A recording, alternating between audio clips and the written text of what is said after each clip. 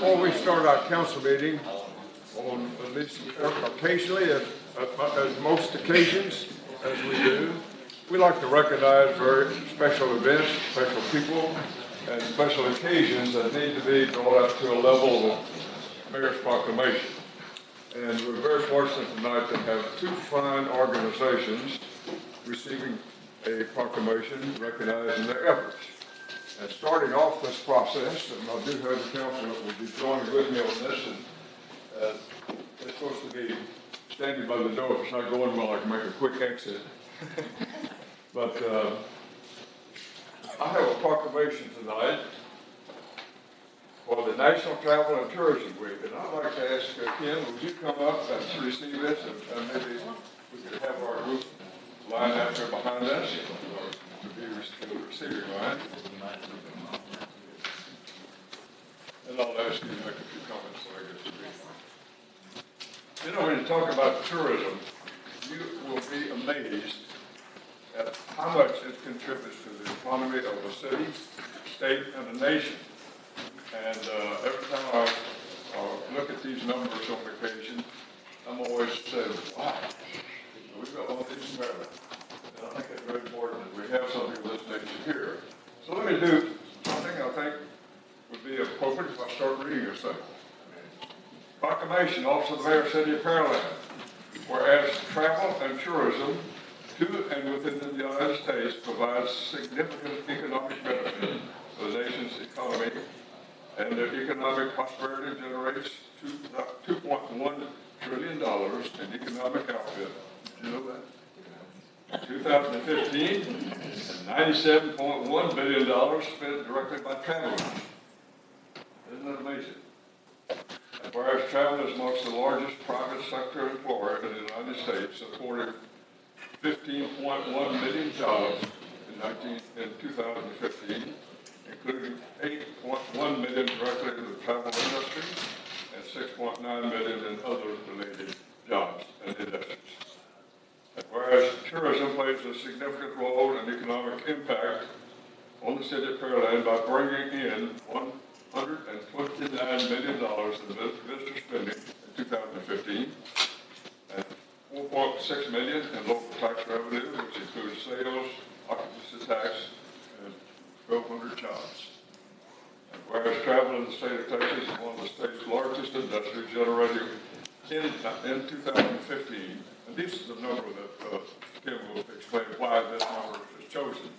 2015 is $68.7 million in total direct travel spending and generating $6.2 billion in state and local tax revenue, which supports 1.1 million direct and indirect jobs. Now therefore I time read by the power vested in me as a mayor of this fine city of Pearland, Texas, do hereby proclaim May 7th through 13, 2017 as the National Travel and Tourism Week in the great city of Pearland, and I ask all citizens both near and far to join with me in recognizing the outstanding work of the Pearland Convention and Visitor Bureau in bringing visitors to Pearland that provides spending for sales, occupancy tax, job support, and for their participation in the activities of the National Travel and Tourism Week. And it's a great deal of pleasure that I sign this under the name of Tom Reed, the Mayor of Pearland, and we'd like to present this to Kim. Would you step forward? And with the appropriate please. So can you see the camera? The camera can't see the camera. All right, here we go. One, two, three. Thank you. I'm gathering. Thank you. Good? Yes, I'm done. Okay. And our city council joined with me in wishing you the best on this, Kim, if you will give us a few comments appropriate. Well, thank you, Mayor. As the Executive Director for the Convention and Visitors Bureau, I want to introduce my team members. Megan Flowers is our Sales and Events Manager. Tracy Rohracher, our Marketing Manager. And here with me tonight are one of our board members, Gary Shepard, is the General Manager at the Courtyard by Marriott in the Town Center, and he's also the Chair of our Pearland CBB Advisory Board. And we have with us Andrea Lynn and Tony Carl from the Hilton Garden Inn. This is just a portion of our group. We are comprised of a 7-member advisory board. We also have 11 hotels here in Pearland, 860 rooms, and 20 some odd more rooms that are going to open up at the Hilton Garden Inn over on Main Street. As the mayor said, this industry here in Pearland is very important to us because not only do we drive a visitorship and a visitor spending here of $129 million through the course of the year, we also bring in millions of dollars worth of occupancy tax and sales tax revenue, both on the state and local level. And what's important about that sales tax revenue to you as residents here in Pearland is that that helps offset the property tax base here in Pearland and keeps our property tax values down. So what we do to attract visitors to come into Pearland is spend money in our hotels, spend money and shop in our stores, as well as in our restaurants, brings in that sales tax revenue so that we do want our visitors coming in and staying in our hotels.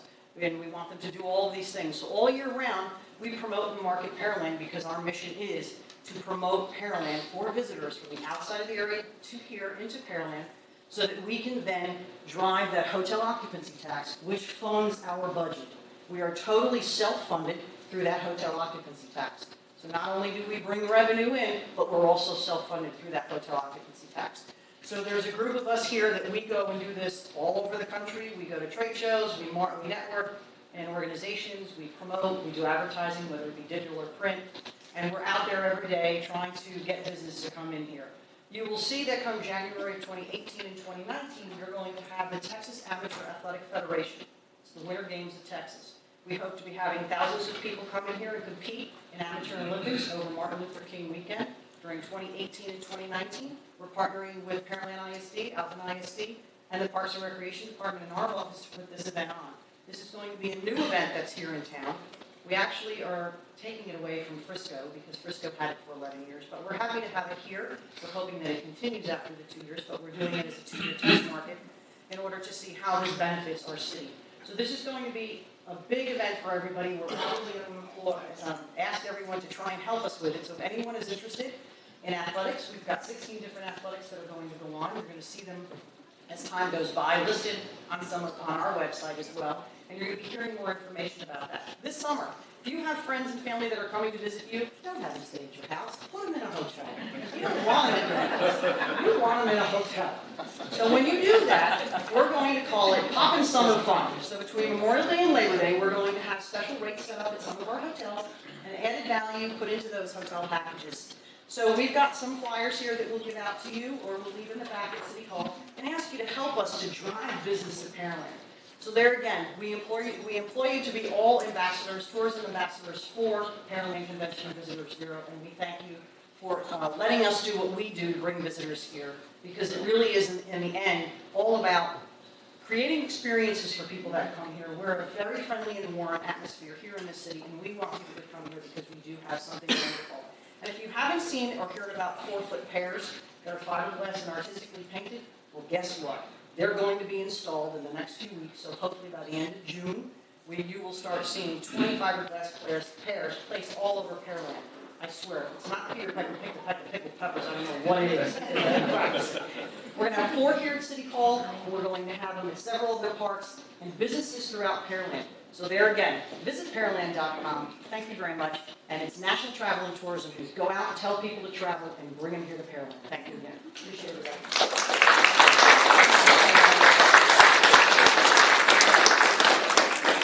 Photo op here. Photo op. You're all here?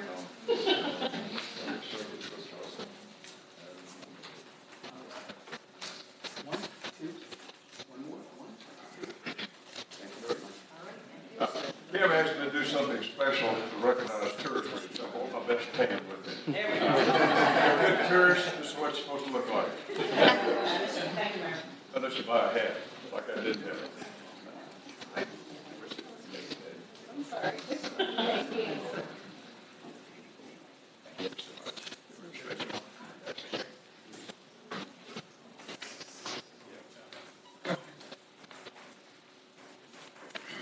Y'all the beneficiaries of a double header tonight. We do have another proclamation for the Public Service Recognition Week, and I'll ask Jill to see what Jill did. She'll bring the young Good plan not to, I guess. Huh? You know, when you talk about public service recognition, there are so many people in the public service business that don't get recognized. They do such superb jobs, and they do things that sometimes we didn't know we were doing. Like public works people, and the people that do work in the parks, and people in industry as well in this type of field. Let me present to you a proclamation from the Mayor of City of Pearland, and this is also joined with me by members of our city council back there.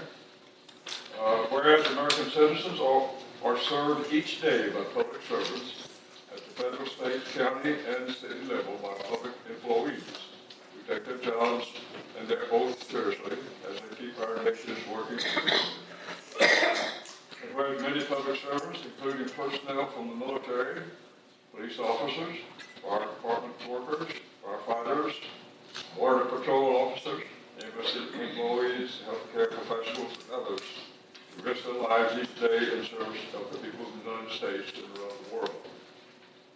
And whereas public servants, including teachers, doctors, scientists, train conductors, and astronauts, nurses, safety inspectors, laborers, computer technicians, and social workers, and countless others in occupations that provide the diverse service to serve our nation and our membership. Whereas our public servants are to be recognized for the quality of work that they provide at all levels of service and the contributions that they make to our citizens and for our nation that has contributed to our quality of life in so many ways. Now, therefore, I time read by the power vested in me as the Mayor of the City of Pearland, Texas, do hereby proclaim May 7th through 13th, 2017 as Public Service Recognition Week in Pearland. And I ask all citizens, both near and far, to join with me in recognizing the outstanding work and the accomplishments and contributions of the City of Pearland employees who work each day to make our city a place that we want to live, work, and play, and be very proud of. It was given under my hand and sealed this 8th day of May, 2017, and signed it as your Mayor, Tom Freese, with a great deal of pleasure, because our public servants and our public employees are fantastic individuals who go really unrecognized and unrewarded sometimes. But we're doing it tonight, and I would ask you to make a few comments, Michelle, about this.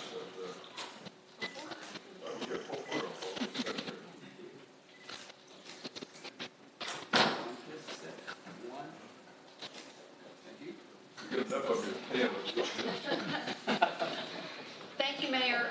My name is Michelle Graham. I'm the Director of the Human Resources Department for the City of Pearland, and very proud to be able to have the proclamation read on behalf of all of the city employees.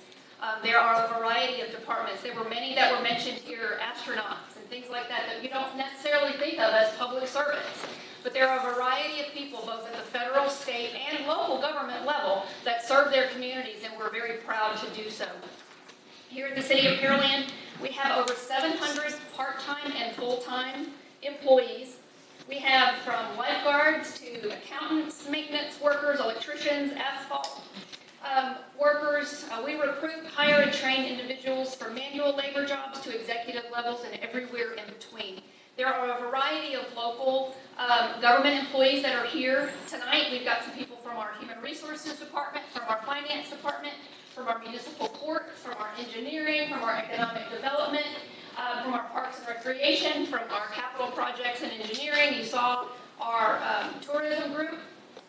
We have our Planning Group, and we have our Budget Office. We have our IT group. So would you guys that are representatives of, and we have our police and fire that are on the opposite side. Sorry, guys. So if you're a public employee, can you please stand up?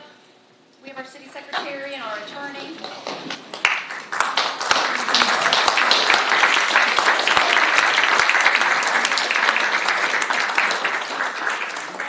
67% of the general fund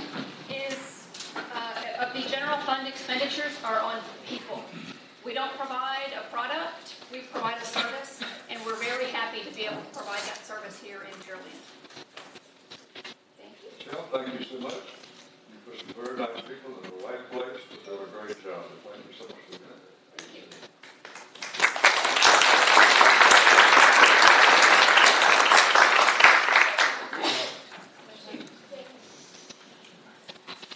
Normally, I usually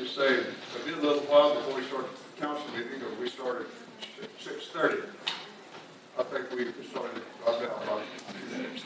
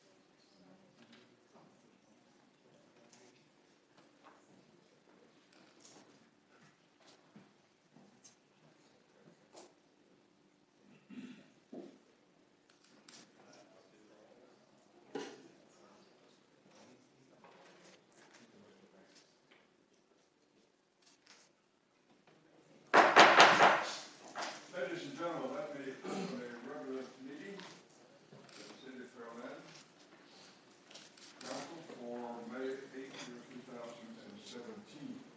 If you'll please stand, we'll have an invocation tonight by Councilmember Moore. Please all the leaders at the pledge of allegiance. Please bow your head with me. Dear Heavenly Father, we thank you for allowing us to gather here today. We ask for your wisdom in our decisions that we make tonight. We ask that you watch over the men and women in the military here and abroad. We ask that you watch over our first responders. Keep them safe as they're out doing their duty. We ask that you watch over each and every one of us as we leave here tonight and on our way home.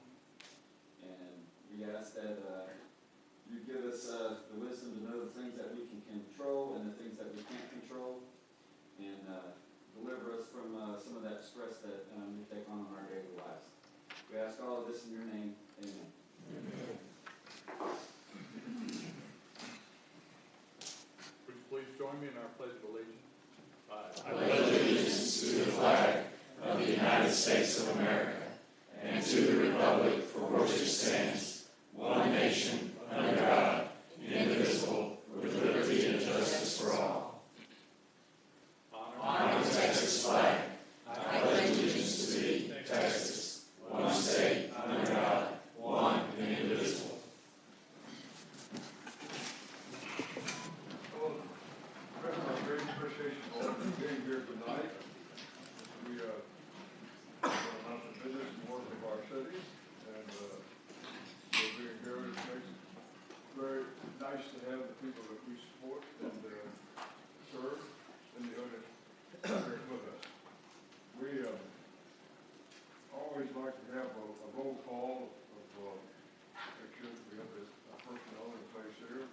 Councilmember here in the tax except for Councilmember Hill, who is has requested leave tonight, and if he could get out of an event, he would try to join us later, but I suspect it won't be the next council meeting. So in moving in our agenda to item number 4, and incidentally, my agenda is the same agenda you have, and I'll be following it as I go through tonight. I'm moving to item number 4 on my agenda, which should be on yours as well. It's citizens to be heard and the comments. The purpose of this is to hear some input from citizens in the community, and they have the right to come up and speak. And I do have the recipients here to have a request for speaking. If you would like to tonight, when you fill out one of these forms, when I can call your name, come to the podium, give us your name and address, so that the recording, we do have a recorder here, so the recorder can pick up what your name and address is. And in most cases, I know who you are, but the recorder doesn't. So that information in the record, and probably can find it in about 3 minutes or so like that. First speaker is George Sanders. Thank you for being here tonight. Thank you, Mr. Mayor. Thank you, City Council and City Manager. Thank you very much for allowing me to end up and speak to you. My name is George Sanders, spelled with no E's, all right? And I live at 2402 Francis Drive, Pearland, Texas. Have lived there for 52 years. I come to talk to you tonight about the streets in Mimosa Acres, particularly in the older part of Mimosa Acres, the part that is north of 518, south of Cherry Street, east of Francis Drive, and west of Woody. Those streets are all asphalt top streets, and they're in ill repair and have been in ill repair for quite some time. The Cherry Street particularly is used by the school district. 6 to 8 buses a day go down that street, taking kids to and from Jameson School. They are also, Cherry Street is also used by the Drainage District, moving equipment and vehicles out of the back side of the drainage, Cherry Street with their entrance they have there. For the westbound equipment, it has not only cars, pickup trucks, also has tractors, bobtail trucks, and 18-wheelers go out along Cherry Street. Also, it's become very interesting because the people have discovered that the long light that they have at 518 to turn onto Mackay Road is a long wait for them, so they found a way to cut through Mimosa Acres to get to Mackay. They come down McLean, they come on to Halbert, make a right on Cherry Street, go out to Mackay, which they don't have a stoplight, but they have a stop sign. They end up and they turn on to Mackay. That traffic starts at 5:30 in the morning and continues through till after 8 o'clock. Starts at 2:30 in the afternoon and continues till 7 o'clock in the evening. If my garage faces Cherry Street, sometimes if you're trying to get out, it's a little bit difficult to get out on the street without getting hit. What I'm asking you to do is if the retopping of Mimosa Acres is on the schedule, I'm asking you to increase the priority to one that we can get it done, because it is a major thoroughfare for the particular area that's there. If it's not on the schedule, I ask you to schedule it and make one of the top priorities for me. That's what I'm here for today, and I thank you for listening to me.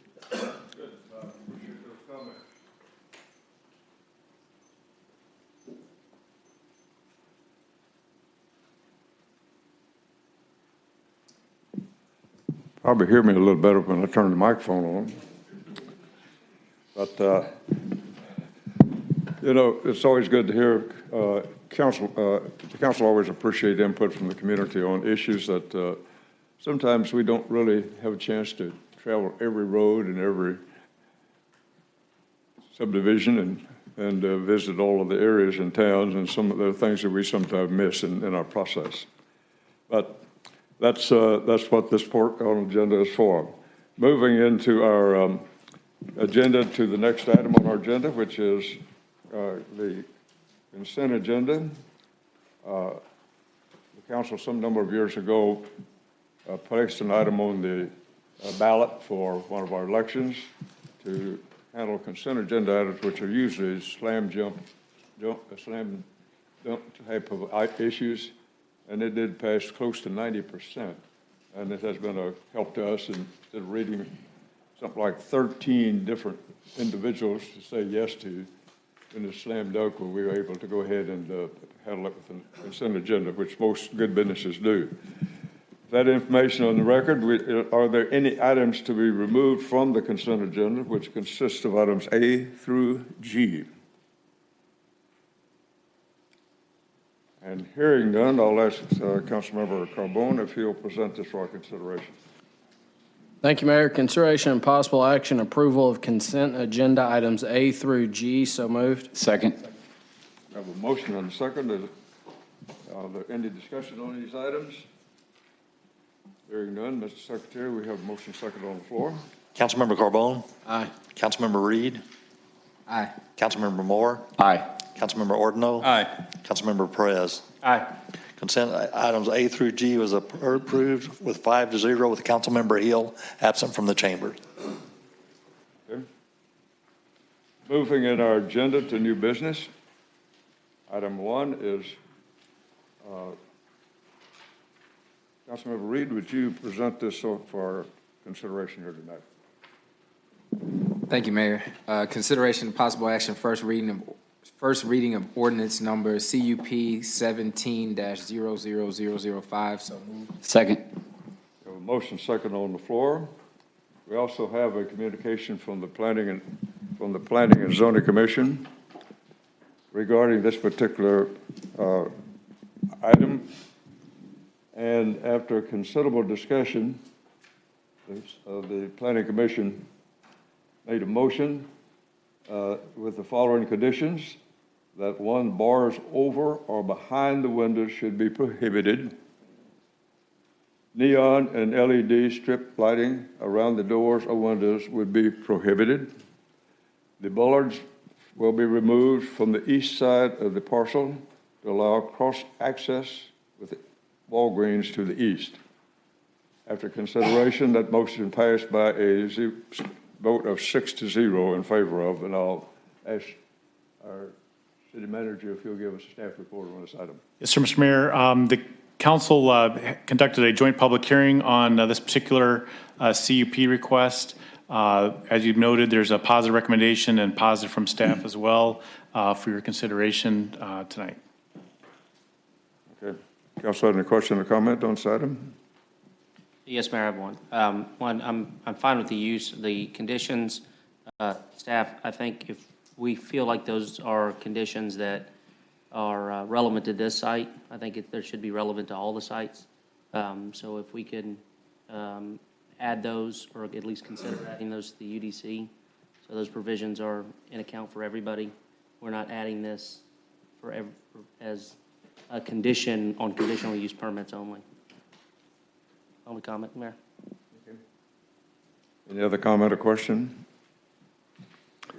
Hearing none, we do have motion second on the floor, Mr. Secretary. Councilmember Reed? Aye. Councilmember Moore? Aye.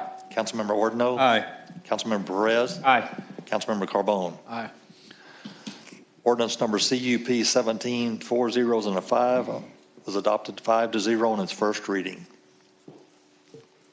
Okay, with that information in the record, let's move to item number 2. Councilmember Moore, would you present this for our consideration? Thank you, Mayor. Consideration and possible action, first reading of ordinance number CUP 170004. So moved. We have a motion and a second. We're in discussion. We also have a communication from the Planning and Zoning Commission. We did meet on April the 18th, and at their meeting, they did discuss this in detail. After considerable discussion, they were considering with the following conditions. 1, that bars over or behind the windows would be prohibited. Neon and LED strip lighting around the door or windows would be prohibited. And after those considerations, they did passed by a vote of 5-0, and I entered that into the proceedings tonight as well. And ask the city staff to give us a staff report on this item. Thank you, sir. Likewise, again, there was a joint public hearing conducted where this matter was reviewed and discussed. Then separately, the Planning and Zoning Commission met and gave that positive recommendation that you referenced. Staff also would recommend this for your positive consideration. Okay, does council have any question or comment on this item? Hearing none, we do have a motion second on the floor, Mr. Secretary. Councilmember Moore, Aye. Councilmember Ordno, Aye. Councilmember Perez, Aye. Councilmember Carbone, Aye. Councilmember Reed. Aye. Ordinance number CUP 17, 4 zeros and a 4 was approved 5-0 with Councilmember Hill absent from the chambers. That's good information in the record. Let's move to item 3 on our collective agendas. Ask Councilmember Ordo if he'll present it for our consideration. Consideration and possible action, first reading of ordinance number 2000M-157. So moved. Second. Okay. We also have received from the Planning and Zoning Commission a rather extensive report recommendation letter. They did meet on April the 18th, and after considerable discussion, and there were several phases of the development of this particular development that they worked with, and I've lost track of the exact number of right at the moment, but there were several issues that were considered as individual issues, such as proximity to water and sewer and things of that type. And after considerable discussion, they did recommend that it be passed by a vote of 5-1, and I enter that into the proceedings tonight as well. I ask the city manager to give us a report on this item. Sure, Mr. Mayor. Before you do that, I do have a request from Gary Patterson. Gary, in here, there he is. Please come down, and thank you for being here tonight. Thank you, Mayor. Chris Patterson, 19 Briar Hollow Lane, Houston, Texas. Just wanted to say thank you very much to the council for your input at the joint public hearing, as well as the dedication of P&Z. We were here till past 1 o'clock in the morning, working on a great number of issues, so certainly appreciate their dedication. There were 7 items or issues that were discussed that were concerns of the P&Z that we worked through that evening. We've addressed all those things, so we would just respectfully request an affirmative vote by the council with the motion as forwarded by P&Z. Thank you very much. Good. Appreciate your comments. Thank you so much. Staff report. So this is a very large, important planned development in the southeast corner of the city. Would have an impact for foreseeable future, multi-years, and to ask Jay McBride, our city planner, to provide a briefing on the project.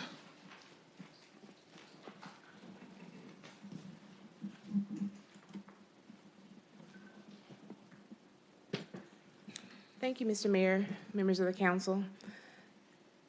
This is a request for approval of a zoning from single-family residential estate to planned development for the development of Massey Oaks, a single-family residential development, a portion of which will be annexed into the city prior to final consideration of the zone change on approximately 350 acres of land. The property is located approximately 2,900 feet east of FM 1128 on the south side of McKeever Road, extending east to the southwest corner of the future intersection of McKeever and Harkey Road, and south and southeast to the future Hastings Canyon Road, and east of the future Harkey Road in Pearland, Texas. The map shows the area of the proposed property. On April 17th, P&Z approved the PD with the following conditions that have been addressed by the applicant, with the exception of the item pertaining to the school district boundaries. During the meeting, the lot size and density, P&Z stated use UDC nomenclature for describing lot types, keep the distribution as per the applicant's proposal. In regards to phasing, beginning with phase 1, R4 lots shall not comprise more than 75% of the total lots per phase. Regarding amenities, keep the enhancements on roads that are corridor overlay districts and those proposed by the PD. Add a safety ledge to the proposed ponds. All subdivision identification signs will comply with the UDC standards. Regarding the Greenway Corridor and Center Point property, the property will be acquired by the developer or replaced by the applicant to be spread throughout the development to meet the 20% open space requirements. Regarding facade, increase the facade percentage from 50% to 75% for sides, which are interior. Keep all other portions of the proposed facade enhancements. Regarding connectivity will be addressed in both the text of the PD and the exhibits. And regarding school districts, keep all lots separate by school district boundaries. Staff recommends approval of the requested change in zoning from RE to PD on approximately 356 acres site after the following two items are addressed by the applicant. The development is remote from other recreational attractions or public space. Therefore, it should be expanding, the developer should expand the amenity opportunities for future residents. The amenity package presented in the PD document is extremely limited on content and sparse on details. Staff suggests that additional amenity opportunities throughout the development be expanded and committed to by the developer. For example, there are no trails around any of the detention ponds within the Greenway corridor east of Harkey. Staff requests the applicant to include in writing in the written document that the conceptual plan will be a minimal representation of what will be constructed. The applicant declined to add this statement, making it uncertain if the exhibits in the PD will be actually developed.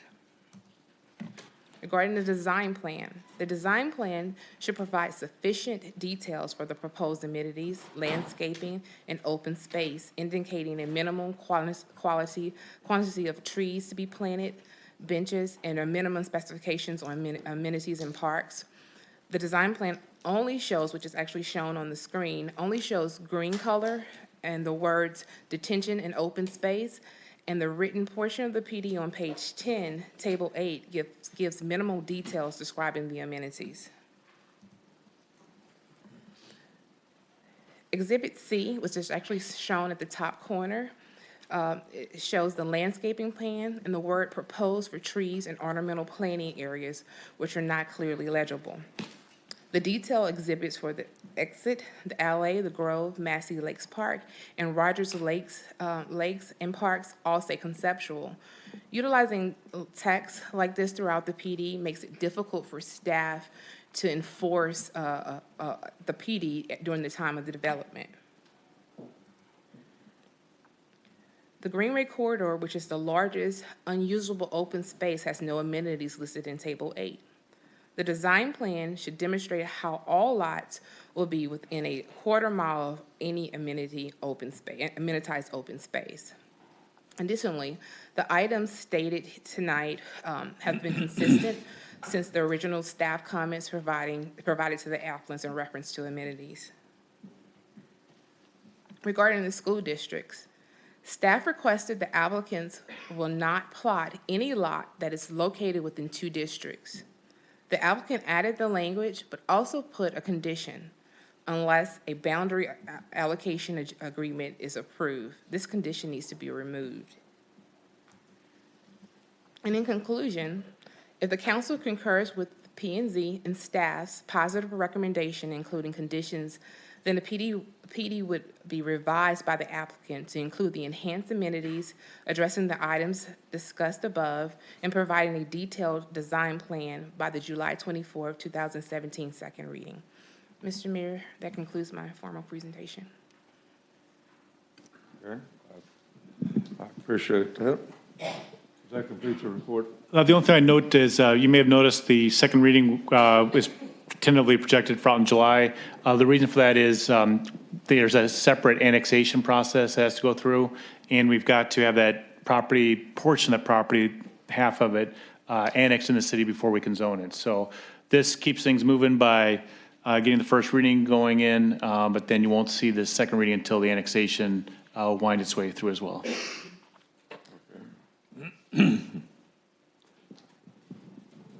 So you're saying that they calling their attention to the effort, they will complete the request for the next meeting? Is that what you're indicating? That's right. Assuming that there's a positive for the first reading tonight, we can't bring the second reading back to you with final action until the property is rezoned. So that's got a separate process, and that's anticipated to be done by end of July. So we'll bring the annexation and the second reading at the same time at that point. Okay. Council, have any question or comment on this item at this point? I think we're open to comment on this. Council? Thank you, Mayor. And I know there's one P&Z commissioner here. Thanks for sticking it out to 1:30, along with staff and the developer, but I think P&Z is the only ones that aren't getting paid those late nights, so thank you, Mr. Tunstall.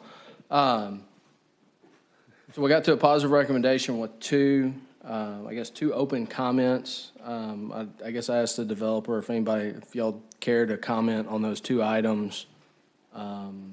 Agree with them, disagree with them, you gonna make the changes, kind of where we're at. Yes, sir. Thank you. There's a couple things. As you know, this property is 370 acres, which is a very large-scale tract of land. And I certainly appreciate where staff is coming from, but it's very difficult for us to give the level of detail I think they're seeking, certainly for a number of trees and benches over a 370-acre development. It's just not feasible for us to design to that level at the zoning stage. And we do label those plans conceptual because that's what they are. I mean, we'd certainly be happy to remove that. I think the intent is that it conveys the design intent. We certainly commit that everything that's designed will be consistent with that. I know staff will certainly have another opportunity to review those plans when we do have that level of detail to be sure that it is consistent with the intent. This was a comment that P&Z was aware of as well. It was not one of the conditions of their approval, so we would respectfully request that this not be made a condition, that we go with the motion as forwarded to you by P&Z. And regarding the school district, the attorney has had more conversations with the districts than I have, so I might defer to him if that's acceptable. Would you mind identifying yourself for the record, say which one of you spoke? Yes, sir. Tag team. Yes, sir. Chris Patterson. Okay, thank you. Thank you. Reed Wilson, Cribbs and Gorin, counsel for the developer. Thank you. I appreciate that. Appreciate it. So on the issue of the school district boundaries, we all want to get that resolved. Yep. So I reached out and spoke to Mickey Morris, who is counsel for both Pearland Independent School District and Alvin Independent School District.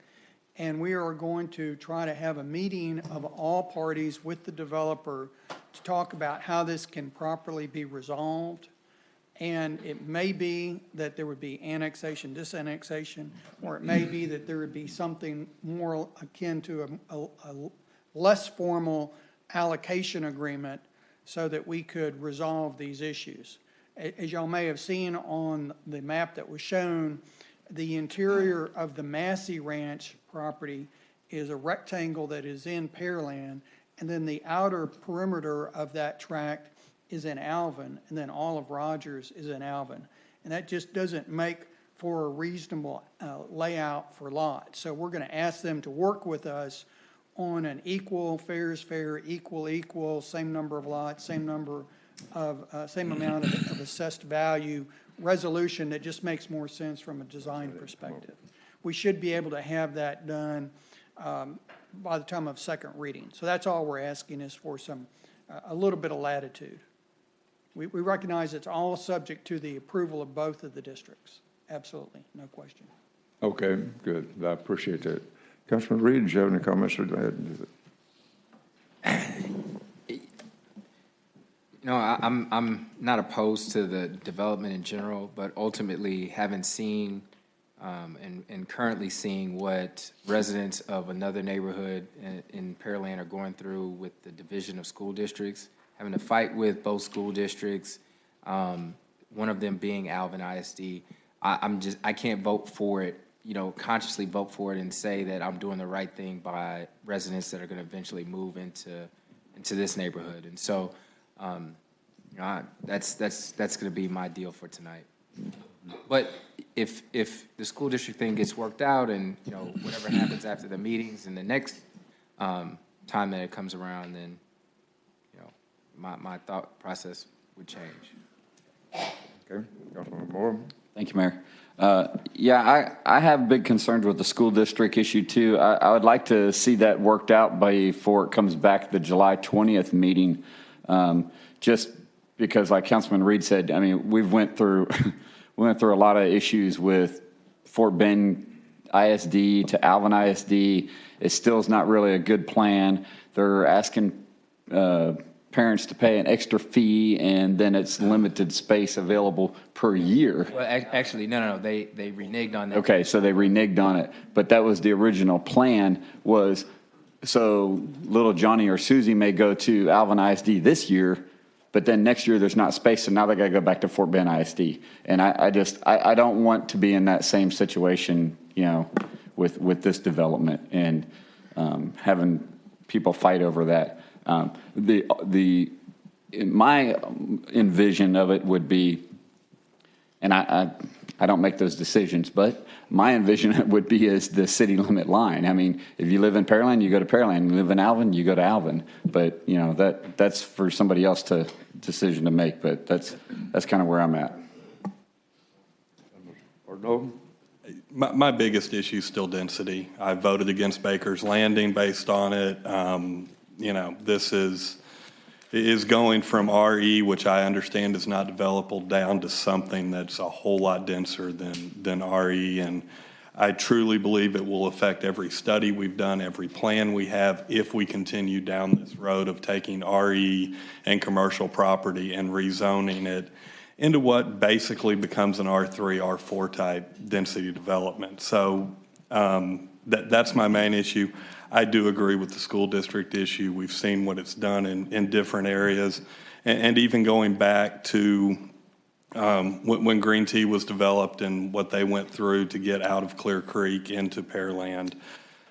So I agree getting that resolved before approval would be good, but I'll be honest, unless the density, which I don't think makes the dollars work for the developer, I just can't support it. And again, for full disclosure, my family does own land that bumps up to this piece, but I will be voting against it. Rez? Thank you, Mayor. I'm going to share the comments, same comments about the school district. I can feel comfortable saying yes tonight, but holding an approval on the second reading until we have some resolution on the school district, some idea of what it is that they're willing to do and what position we're putting the future homeowners out there for. I am concerned about the lack of detail in the PD. I understand your statement. I just don't agree with it. I think there's plenty of tools that give us an opportunity to find out a minimum standard. Conceptual plans can be changed to minimum standard very easily. And that gives us the opportunity to enforce what you promised us. But if you want to change it, you have to come to us and say, this is what we would like to change it to, and show that you're at least providing more than what you said you would in the PD. I think the difficulty I will have with approving the PD as it is, conceptually, I'm a yes. I don't mind the density. I know those lots are sold. I appreciate that y'all were willing to increase the masonry standard, though I'd like to see 100% masonry, or eliminate hardy board or something of that nature. You've increased it to 75%. You've at least, responded to that. So I'm appreciative of that. So we're getting a higher quality home in exchange for a higher density lot. But we just had the subdivision come in with significant issues because of the lack of enforcement with respect to the PD and the developer's agreement. We intended to have a fire station built, and they built a garage. And we had no mechanism to force them to do that. We've had other subdivisions, other PDs that have the same problem. A lack of clarity in the PD early on prevented us from being able to enforce what it is that y'all promised when you got the PD approved. So I can feel comfortable saying yes tonight, but my reservation will hold, and you will not get a yes from me in the second reading, which gives you plenty of time to deal with this on the annexation, until the language is cleaned up to allow for greater enforcement. I deal with this for a living, so I understand what you're saying. Again, I also provide that for my clients, greater detail, as much detail as they ask for. Your consultants can provide it. As I've told some of the members of your team, and I've told some of the other council members, my general philosophy is if we're going to say no, we need to give you a no as cheaply as possible. But if we're going to say yes, you can invest in a yes. Right now, I'm a yes. And I think if you resolve, from what I'm hearing from the other council members, if you resolve the school district issue, you're likely going to get to a yes. But we need staff to have the tools to make sure that y'all do as you promise, kind of a trust but verify. So if you can do that, if you can make those commitments, you're not going to have any problems for me. If you look at the Planning and Zoning Commission's report, we're looking at four different pages full of issues that have not necessarily been resolved but are in discussion area. So I'm a little surprised we're this far along in the process. PD may be the process that needs maybe the appropriate zone area, and this is strictly a zoning issue at this point. We're not going through the other issues, but the concerns that they expressed in the Planning Commission for resolution, it seemed like we're a little ahead of the game, so Well, I'd just like to make sure that everyone understands that we are not proposing that there would not be a resolution with the school districts. There would be a resolution, and each lot would be allocated between school districts. So that's not the question. That's not the question. Yeah. But that was just one of quite a number of issues that were concerned by the Planning Commission. Excuse me, I didn't mean to interrupt you, but go ahead. No, I just wanted to be sure that I was responding to Yeah. a council member who wanted to be sure that we would resolve that issue. We will resolve that issue. Okay. I personally, I trust that you will, but to be honest with you, and it's not unique to this city, the promises made now are not necessarily the promises kept in 5 or 10 years. And when things don't work out as we hope, and this is not a comment to you specifically, I trust that y'all are responsible developers. But when the promises aren't met, it is the city's responsibility to try and make up the difference. So all I'm asking for is further commitment in a document that we can enforce that says if you don't want to say this is absolutely we're going to build, then you say this is a minimum standard that requires you to come back and negotiate if you want to do something different. So you can prove to us we're going to meet the minimum standard, but we're going to do something different that's slightly more amenitized. We're going to increase park space. You say that we're going to have a bench density of, however many benches per acre of park. We're going to make sure that we have a trail connectivity plan. I mean, if you need to move a detention pond, if you need to make those modifications, and I've worked with staff, they're happy to work with you, but they need to be able to enforce a minimum standard. I'm going to be a yes. I want this project to happen. I think it's a great project. I appreciate your investment so far and your commitment to the offsite infrastructure. I think this is a great quality development, but I want to ensure that our staff has the ability to have that plan go through. Mr. Buchanan, did you have some comments to make at this point? Okay. Any further staff report at this point? Mayor, I've got a quick question, if you don't mind. Mayor? Okay, I'm sorry. Just to clarify, I think we all agree that the school district's an issue. Is Councilman Moore and Reed, are y'all comfortable passing it on the first reading to give the developer, I guess, the assurance that they get this resolved, they can move forward? I mean, because that's where they're at. Well, so I guess my resolution as far as school district is concerned is no split. And I'm not sure if that could even be achieved. And I guess if that's what you're saying that you can do on the second go around or when we come back, and I'll be here, then okay, cool. I'm fine with the neighborhood. I'm fine with, moving forward on it. I'm not fine approving it if it's going to be a split neighborhood, just like Shadow Creek Ranch is. And that creates conflict amongst the residents. It's just conflict there. And so whether or not both school districts are good or one's, whatever, at the end of the day, I don't want to see that again in Pearland. So yes, to answer your question, if that's what you're going for with the school district thing, then yeah, I'll go ahead. But if that's not what you're seeking, if you're seeking just a finer line drawn, with respect to different homes or different parts of the neighborhood, then my answer is still no. But to clarify, does it have to pass on first reading to get to second? Oh, does it? Okay, I thought, okay. Good evening, Ron Cobb, the developer of Massey Oaks. One thing has been consistent about this school district thing. I mean, this city does have a couple examples, what not to do or what we don't want to do, which is a great learning experience.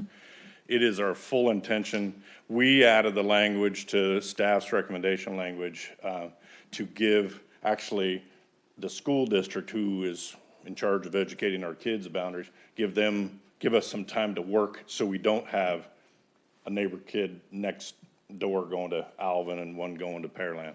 We don't want that. That's absolutely what we do not want. So we'll totally accept the staff's language and the condition. That's fine.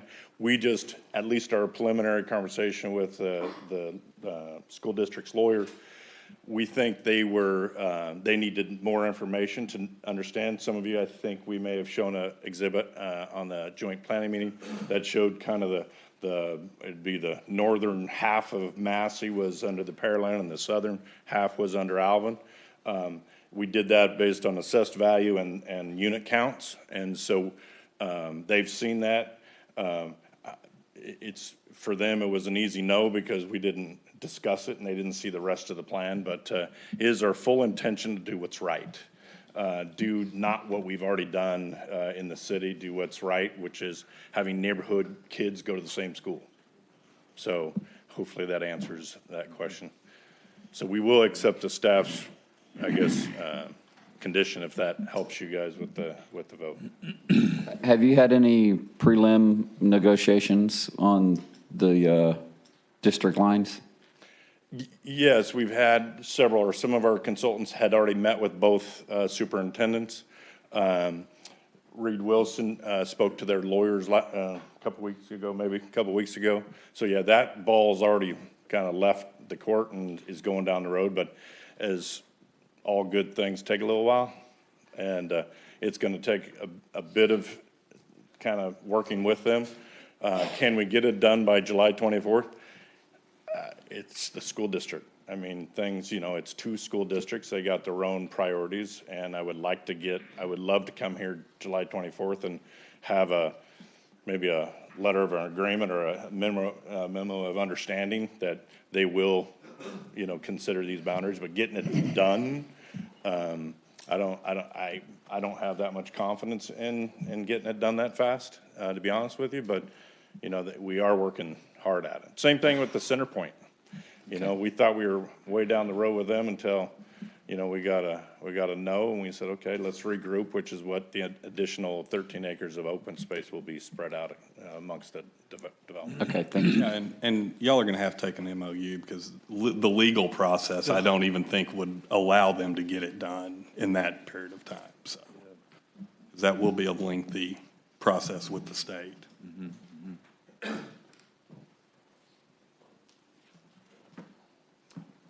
Mayor, can I address the Complete your amenities? comments at this point. Any other comments? Okay. We heard from one council member, the other, Councilmember Moore, would you find comfort in saying yes, but contingent on at least getting resolution on the school district before you say yes on the second reading? Yes. Yeah, I'm pretty much the same with the other ones. I'll say yes tonight, but I don't share Councilmember Reed's concern about having it consolidated. I share a concern about there being a clear and understandable and reasonable boundary that's well communicated. I personally don't want to put a condition that may not be able to be achieved. It would be my preference that it's one to school district, but at least I'd like to see what a final conclusion from both the school district, what they're willing to do, what their concerns are, what their priorities are, where they're willing to concede and where they're willing not to concede, or I can make a final decision to give an okay on this. So I'll be a yes today, but you've got some work to do before you get the yes on the second reading. And clarity and some of the conceptual stuff too. There are a number of issues, and I think the next hearing on this is going to be sometime in July, I believe, isn't it, July the 24th? Yes, sir. And that'll buy you time to clarify with our staff the vagueness of some of the areas that need to be nailed down, because they're going to have to be done eventually, and it ought to, before we start approving anything. So I think it has the potential to be a really nice subdivision, and I appreciate that. I'm a little concerned about the unusual number of small lots, because I keep hearing people want small lots, but the headlines in the business section of the Houston Chronicle says big lots, and the people don't want to live in each other's back door and and peeking out each other's windows in each other. So they do like a little bit larger in a lot. And maybe there's some way we could have some concessions where you could go up a little bit. We could give a little bit somewhere where you can have fewer of those smaller lots. But I understand that. The council has an obligation to make sure we get a good quality development. Does council have any other questions? Come on, you have one? Since you asked, I don't know that I put much credence in what the Chronicle prints these days. You better get yours in there, okay. Any other comment? Well, we do have a motion second on the floor, Mr. Secretary, for good starters. Councilmember Ordno? No. Councilmember Perez? Aye. Councilmember Carbone? Aye. Councilmember Reed? This is a very weak aye. Very weak aye. Councilmember Moore? Aye. Ordinance number 2000M-157 passed 4-1 with Councilmember Hill absent from the chambers. Okay. That information in the record. Thank you guys for being here on this, and you probably see what the next guy's problem is here. Moving to item number 4 on our collective agendas, Councilmember Perez, would you present this for our consideration? Thank you, Mayor. Consideration possible action resolution number R 2017-94. So moved. Second. We do have motion second on the floor. We're in discussion now. Staff report. I'll ask Mr. Epperson to sort of frame this a little bit, just to give some background. We're trying to move this Macawa project we got TIP funding forward with our stewardship leadership of it. Thank you, Mr. Pearson. Good evening, Mayor and Council. This is the advanced funding agreement, which is basically the contract with the Texas Department of Transportation to move this project forward with the federal and state funding that were procured through the Transportation Improvement Program that's administered by the Houston Galveston Area Council. So basically what this lays out is the participation levels for the city as well as the state. Generally, it's an 80-20 split. And we've got a total estimated project, and this is, let me give a little bit of project scope that might help. Macawa Road from 518 all the way to the Beltway, a widening of that facility from existing 2 lanes to a 4-lane facility.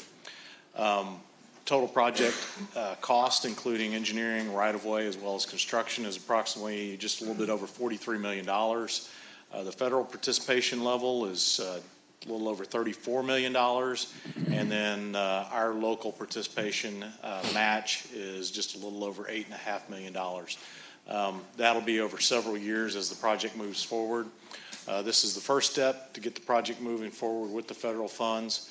The next step will be to start the design. We expect to have a design contract negotiated and through TxDOT's approval process by this fall to get that started. We're expecting probably about 18 months on design. We'll also have to go through the federal environmental approval process, which can take 12 months plus, 12 to 18 months. At that point, we can start our land acquisition, which will probably take at least a year on this project. So 2020 is the estimated letting date at this point. Unlike our most recent AFAs with TxDOT, which we've designated as local let projects, so Bailey, we have got the state and federal funds participation, but we actually bid and manage the construction on that project as well as the one we're doing for Fight and others. With this one, we chose to go back to a state let project. A big part of that is because we're dealing with multiple jurisdictions, the City of Pearland as well as Brookside Village and the City of Houston. So we thought a project dealing with multiple jurisdictions probably made sense to put TxDOT in the lead on the construction of the project. With that, we'd be happy to answer any questions. Thank you. I think this is a great opportunity for us to make a constructive step forward in one of our roadways. And, you know, the reason why I think it's being looked upon with favor by TxDOT is that Pearland has done a superb job of preparing future roadway using our 5-year capital improvements program, and the fact that we have a long-range plan for corridors, that we've master planned for corridors for future roadway extensions and construction. We have always started out and have planned ahead, and when we get to a point where there is a potential funding opportunity, we're shovel-ready. And a lot of cities aren't shovel-ready, so we move up in the pecking order quite frequently. And this is a case where they look very favorable on people who have done their homework, have done all their things that you need to do, such as environmental and preliminary engineering report and your right-of-ways and things already, so you know what you're going to do. So instead of getting the money and then waiting for a little while, so I think this is sort of a tip of the hat of TxDOT with when you have these type of opportunities come up and they look with favor upon you. Is there any further staff report on this at this point? No, we're looking forward to getting this another project in the CIP moving forward. So. Okay. Open it up for council comments and statements. Mayor, if I could, I'm glad to see this move forward. This is another one that's kind of in my backyard, living over in that area, and it's amazing to me the amount of traffic that goes down Macau on a daily basis. I also want to mention again, I've mentioned it several times, that this isn't, long-term plan for this is a regional roadway. It's not just Beltway to 518. When you look at the state's plan, this is Highway 6 to U of H campus. So it is a regional roadway and another connector for our residents to get in and out of Houston. And long-term, I think it's going to be a very beneficial thing for the city. So thanks, staff. Any other question or comment from council? Yes, Mayor. One, I'd like to say this project's long in the making, and I want to commend both Mayor Reed and Trent Epperson for their hard work on this. I think your participation in HGAC is the reason why these projects can move forward, and y'all's knowledge and ability to give us advanced placement for TIP funding is the reason why this project and several other projects in Pearland are able to move forward. I think that skill set and that knowledge base is irreplaceable. I don't see without y'all that this project would have happened personally. The complications associated with this project, we're going through essentially 3 cities, and we're willing to take the responsibility of building a road in 2 other cities to help our citizens and finding a way to get that funded and not have any excuses for why it can't be done. And I think when people continue to talk about mobility throughout Pearland and what we're doing, this is a prime example. We have every excuse in the world not to do it. The same reason we had every excuse in the world not to do Pearland Parkway. It just didn't extend all the way to the Beltway.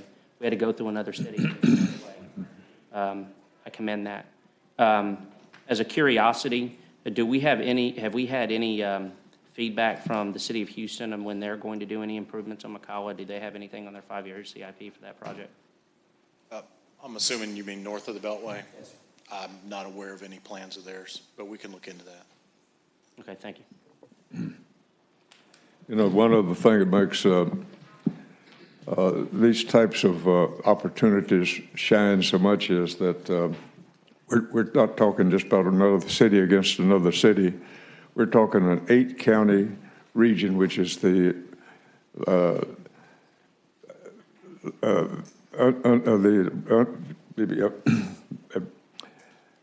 8 counties surrounding Harris County, and it's so we're working in a pretty large bunch, which is which is a opportunity to work against other county judges, other commissioners across that 8-county area. It's air quality non-attainment area. So when we're able to get these, we're competing against quite a large footprint of people, and so I think it's good that we'll be able to be very competitive in this respect. And so I like this idea. I think the staff is moving, I think, in the right direction to get some roadways moving as fast as possible. It takes forever to build a road. It's just a long procedure. Council, any further question or comment? We do have motion second on the floor, Mr. Secretary. Councilmember Perez? Aye. Councilmember Carbone? Aye. Councilmember Reed? Aye. Councilmember Moore? Aye. Councilmember Ordino? Aye. Resolution 2017-94 passed 5-0 with Councilmember Hill absent from the chamber. Okay. In our agenda, let's move down to item number 6. Item number 5, and Councilmember Carbone, back to you, sir. Thank you, Mayor. Consideration possible action, Resolution R 2017-92, resolution approving windstorm insurance. So moved. Second. We have a motion and a second. We're in discussion. Staff report. Thank you, sir. Good news on this front. We did get quotations for the city's windstorm insurance for the next year. Premium came back. Actually, we've probably got more buildings and undercover, but about $100,000 less than the prior year premium. So obviously a positive there. And Georgiana Ibarra is here on city staff. She's been managing this, and I know she's been doing a lot of the legwork and documentation, and I think they'll just get better as time goes forward as we manage that and get more detail and know what goes into that quote. But for tonight, we obviously do need to get ourselves some coverage and recommend it as you see there. Council, have any question or comment on this item? Councilman Carbone. Thank you, Mayor. Can you outline, I guess, the two options with AM risk? To me, one looks like a 1 year, one looks like a 2 year. Yes, sir. I'll ask Georgiana to go ahead and take that if you won't mind. You're looking between options number 1 and 2. Yeah. Good evening. My name is Georgina Ibarra. I'm the risk manager for the city. And you're wondering about the options? Yeah, the difference between options 1 and 2, and which one staff is recommending?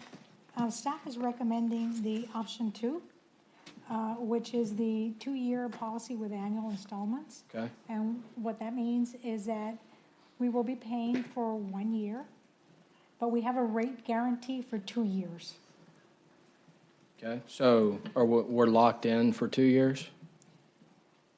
Yes. We have an annual contract with our broker, Victor O'Shinnerer. There's a representative here, Nina Patel, and we have a 1-year contract. And if we feel the need for them to go out for bid or go out and get a proposal next year because of favorable conditions or changes in our exposures, our buildings, et cetera, then they will do that. Okay, I don't, so the option 2 that you're recommending is $30,000 less. I guess the way I understood it, and I don't know if legal can correct me, but to me it looks like we're locking in with them for 2 years, and that's why we get the $30,000 savings? No, it's supposed to be a rate guarantee for 2 years. However, at the end of 1 year, we have the ability to exit. So why would we ever pick option 1? I mean, it's $30,000 more for 1 year. And I guess the thought process I'm going down is our rate has decreased year over year, as we can see in the agenda write-up. So, if we're locking in for 2 years, it's saving us $30,000. Is that the right decision? Because with the rate going down every year, does it make sense to pay $30,000 more this year to be able to shop it again next year and reduce the rate again? So I guess that's where I'm coming from, is why I was asking the difference between option 1 and option 2. Georgina, just to clarify, is option 2, is it a 2-year policy or And I don't know if maybe. It's a 2-year rate guarantee. It's a 2-year policy. However, we have the option to request that they go out and test the market. So we're not really locking into that rate. It's just a guarantee of the rate. Okay. Can you, Maybe our rep from Vasco, okay? you have anything to add? Should I do that? Good evening, Mayor, council members. I'm Hina Patel from Victor Oceaner, and we are the agent for windstorm coverage. In regards to your question, yes, it is a 2-year policy. However, there is a provision where you can cancel. Our preference is that you do have the policy for 2 years. But if something happens, you're unsatisfied, both parties, if you, not our side, but your side, if you do wish to cancel after a year or even midterm, that you are allowed to do that. The thing here is you do get a 2-year rate guarantee. If you can see, the rate has decreased about 75% in the past 5 years. And what this means is what goes down eventually must go up. So we see that there is a decrease. It has been going down, but eventually rates are going to go up. And so this, I guess, is a way to secure a rate for the city for 2 years. What's the difference between option 1 and 2? Option 1 is you got a 5% decrease in your rate this year.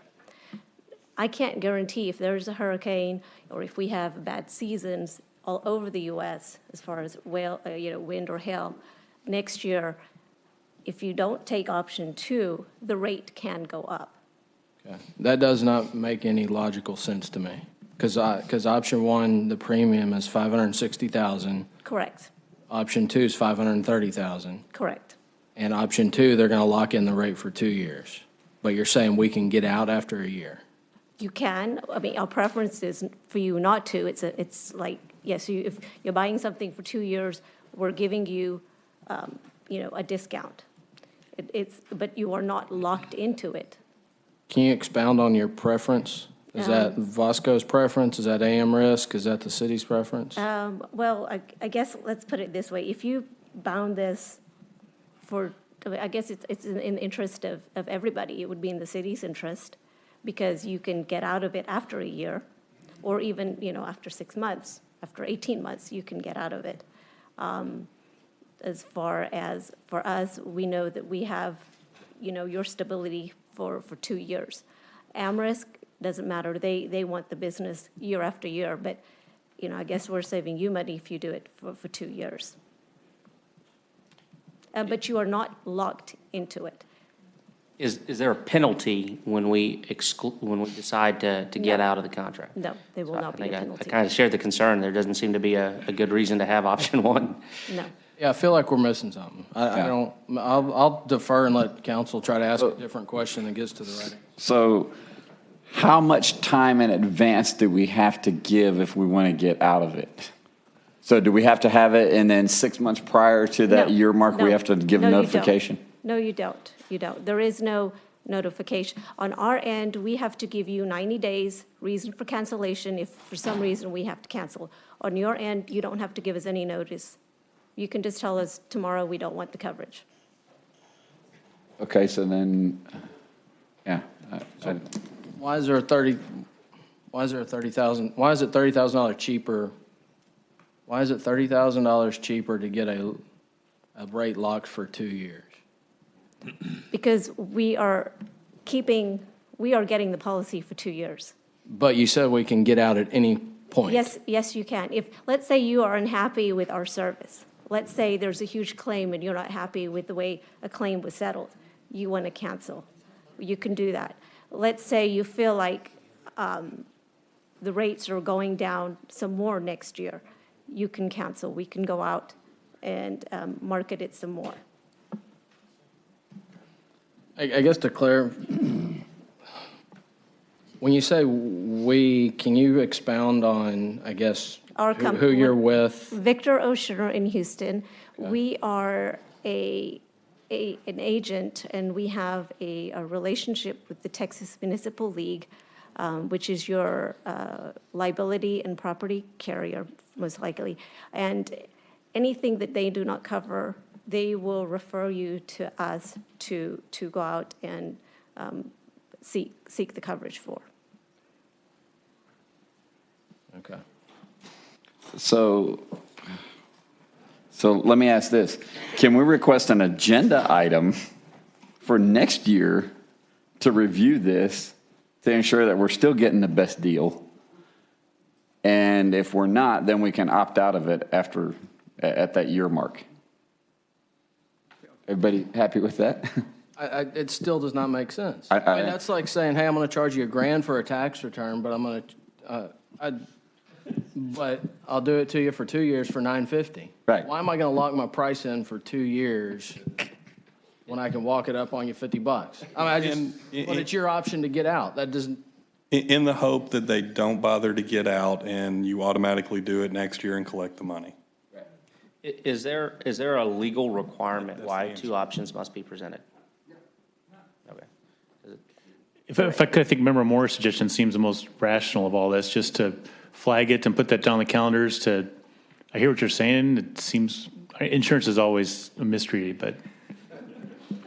Well, we give you multiple options because as your broker, it's our job to go out. We go to like 30, 35 markets, and we give you the options that we feel are the most viable and, that will be most cost-effective for the city. The other ones come out much higher, and that's why you get more than one option, so you could see also what you're getting. Yeah, I appreciate that. I think we're all just kind of confused. Just one option seems wholly unpalatable compared to the other one. Right, So and for the it's most part. confusing to us why that would be presented as an option. It's like I'm giving options to my kid. You can go to your room or you can stay down here and listen to me. I mean, merely only giving them one option. No.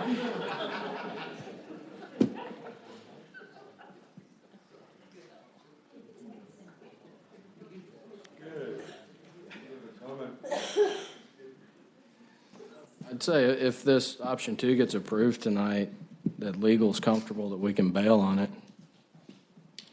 Because I don't get it. And then request agenda item for next year. Does the council have any further comment on this particular I guess item? Can you give us some clarity on timing on when this has to be approved? Well, your coverage is effective, I think, in a couple of weeks, May 28th? 26th, May 26th. Do we have a So- meeting between then and now?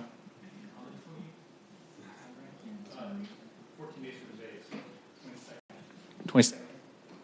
Okay. If y'all want to approve it, you can. I'd love to get some more information and get comfortable with it, because I'm a no vote right now, but y'all go ahead and do what you want to. I'd say I'm comfortable with the option 2. I don't really see a particular issue with the option 2. It's just the confusion of why there's 2 options. But if it was presented, here's the rate, here's what you're going to do, here's what staff is recommending, we wouldn't be having this conversation, and I think it would be less of a, there'd be less controversy to the approval. It's just the confusion of the option, and it just seems like we're missing something. Well, and let's be clear, there's actually 4 options. It's not just 2. There are 4 options. It's just the other 2 are even worse. I mean, there's no way. So it's not that we just have 2. Would we want to kick it back to? Would we want to kick it back to staff and just tell us which is our best option? No, we have, already, but I don't get an answer from staff that we already know what the best option is. But I think that it's more of a logic from the business side. I mean, option 2 is cheaper. We just can't put our heads around why they'd offer up 1 other than what's been said, that they're trying to build the business, I guess, that if you only want to, it's, I guess, like a lease that you're got the option in for the next year, so. I just want to get clarification on the terms and conditions. Okay. Of the policy. There's a reference to no flat cancellations and a 90-day notice of cancellation, and I think that's referring to, I guess, y'all's cancellation. To us, yes. But now there's also a provision, non-payment of premiums is considered the insurer's request to cancel. And requests requested cancellations are subject to short rate calculations and severe penalties. What would that be? What that means is with this coverage, most of the premium is earned during hurricane season. So 80% of your premium will be from June 30th all the way to the end of, all the way to November. So if you cancel, let's say in October, you're not going to get a pro rata month by month return. You will probably get maybe 75% of your premium will be earned like all the way up till October. So it's not a pro rata cancellation because that's where most of the exposure is during hurricane season. But if we cancel this time next year, it should be Then flat and done. yes. I mean, I understand what you're And I think saying. that sort of Yes. that's addressing that issue because it makes it clear that you simply stop making your payments on the premium and then it gets canceled. Right. And then the question is at what time do you cancel and whether or not it negatively impacts the city. Right, And because I do understand from their standpoint, I mean, honestly, we could cancel in October, November, and what's the chances of damage? So I understand from their standpoint why it would be heavily weighted in the hurricane. But that seems contrary to what you were saying earlier, that we could cancel tomorrow. Yeah. I mean, yes, you can, but there's, yeah. Well, Mayor, I'm move that we table this till the next council meeting so that staff can wrap their hands around it, because I'm not comfortable with it. Okay. You have a second on that? Second. We do have a second. Any further discussion? Hearing none, those in favor of that motion indicate by upraised right hand. Those opposed with the same sign.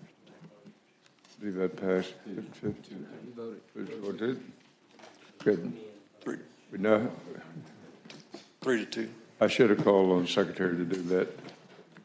Would you call the roll on that? Councilmember Carbone? Aye. Councilmember Reed? Table. This is the motion to table. Oh, no, no. Aye. Aye. No.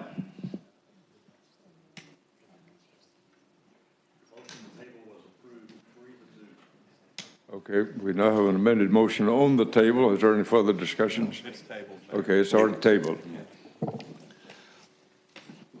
Moving in our agenda. Item number 6, City Manager. Thanks, sir.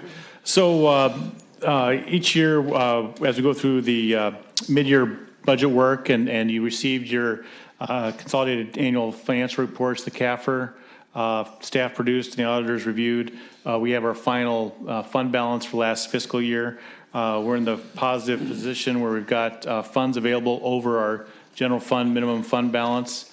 In the past, we've allocated those to road projects and some other various items. The ask tonight is we've got a list in Exhibit A of the agenda item, things that we've identified through the first 7-8 months of the fiscal year that have come up. Some of them you're aware of, but we've got background memorandums on, I believe, all of them now.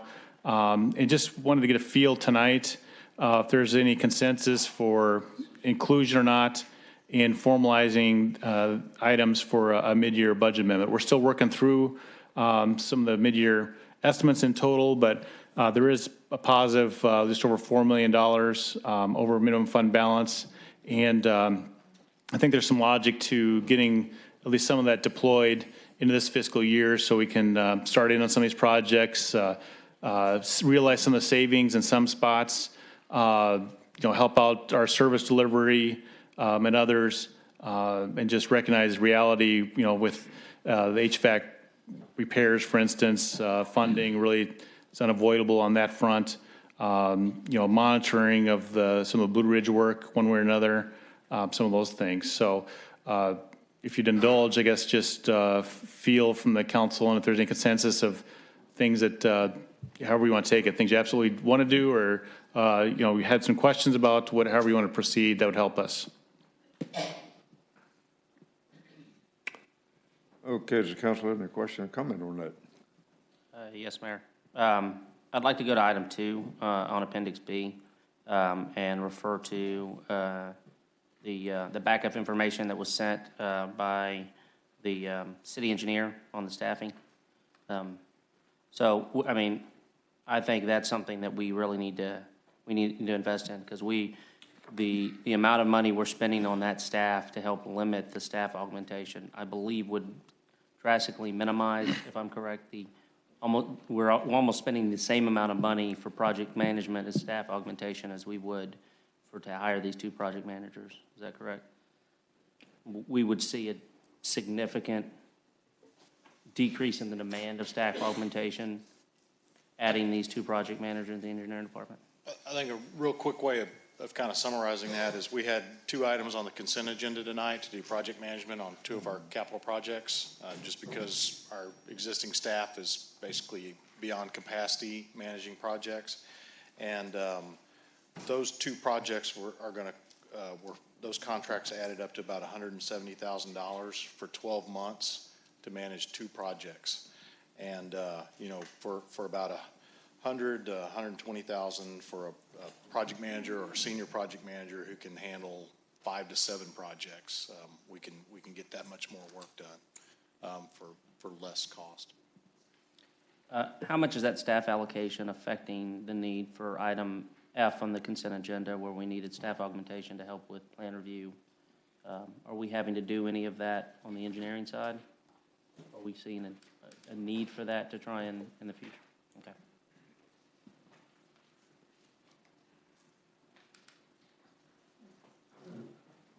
Good evening, Councilman. To answer your question with regards, right now, we are actually in the process of replacing a couple staff members that have left, and also having some staff members come on board that were due to the budget augmentation last year.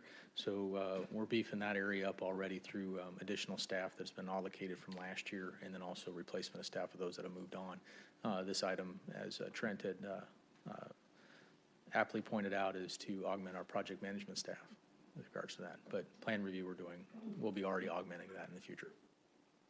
And can you comment a little bit, as you did in the Thursday packet, about the timing, why we need it now as opposed to waiting till? Timing now versus waiting out is that our projects are continuing to add to. And so we are continually moving forward with projects.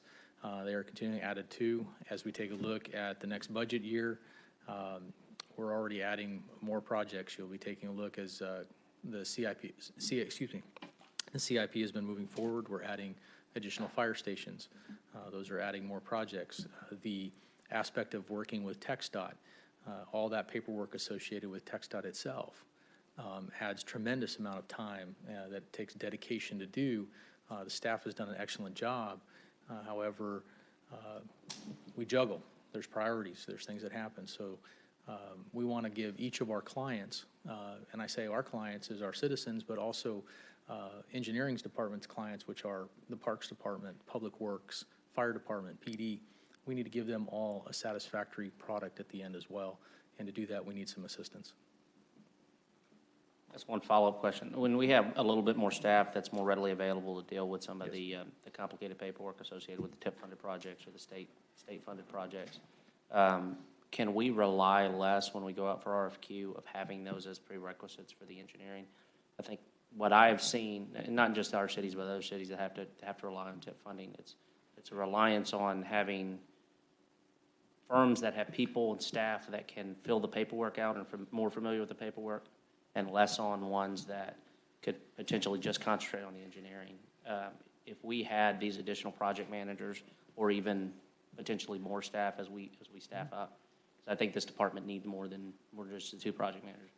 Can we rely less on having to pay the engineers to fill out the paperwork that should be at this point routine? And I say that because it becomes an automatic disqualifier for certain engineering firms that can provide us great service but have never done a TIP funding project. The road is the same, the water line's the same, it's all the same. But when you have to prove that you have the ability to fill out that paperwork and you can't prove that, and automatically disqualifies you, we're thinning out the herd of consultants that could potentially provide us good service. I think there's the potential for that with regards to us already assisting our consultants out to get through and navigate the paperwork as well. But with that taking a look, yes, there is, I believe that there will be the potential. However, there's still a process with TxDOT that each of our consultants do have to be familiar with. It may not be as high level if we have more staff that have the ability to then help navigate that, but there still has to be a familiarity. You can't have just a firm that is brand new, not know anything about TxDOT, and have us then try and associate a navigation tool for them. That takes more time consuming, but we need to have some familiarity to it, where if you have some large firms and maybe there's an offshoot with a consultant that has decided to open up their own shingle, per se, on their own business, but they have TxDOT experience, but they need assistance. I'm sure there's ways we can work around that, provided they also show the experience and also have the ability working with TxDOT as well. So it's all open for discussion. Right now, we have to rely on that because we need that service right now. Thank you very much. Mayor Wells Break, I also just want to reference Appendix B of the material. We try to describe there, some of the offsets for some of the items that may at first appear as reoccurring. And for instance, item 3, there's going to be some startup costs to bringing on those additional fire staff. It's either question whether that we realize that this year or next year, but really believe and ask consideration for that one way or another. We need to get those bodies on to reduce some of the overtime expense. And we can see in that Exhibit B that between overtime reduction and then just the sheer burnout of the staff, that's why, we're really asking for that one and getting going on that as soon as possible. But there's other items in there that do have revenue offsets that make these essentially more one-time kind of expenses.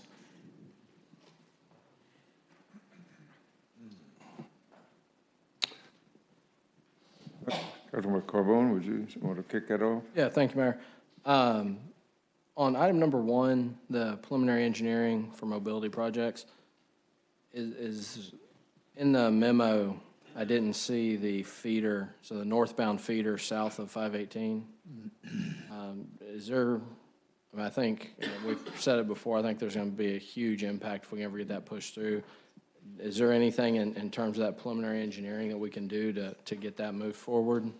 The northbound feeder between County Road 59 and 518? Yes, sir. That project's already been selected for federal funding. Sweet. So we're just moving through the preliminary, some additional information TxDOT has requested before they'll enter into the advanced funding agreement with us. Is there anything we can do to move that timing up? Because I think right we're now already moving forward with that additional work they've asked for. Okay. So we've got funds allocated towards that, and we're moving in that direction. And right now, it's just moving that through, getting TxDOT's approval to move forward with the design.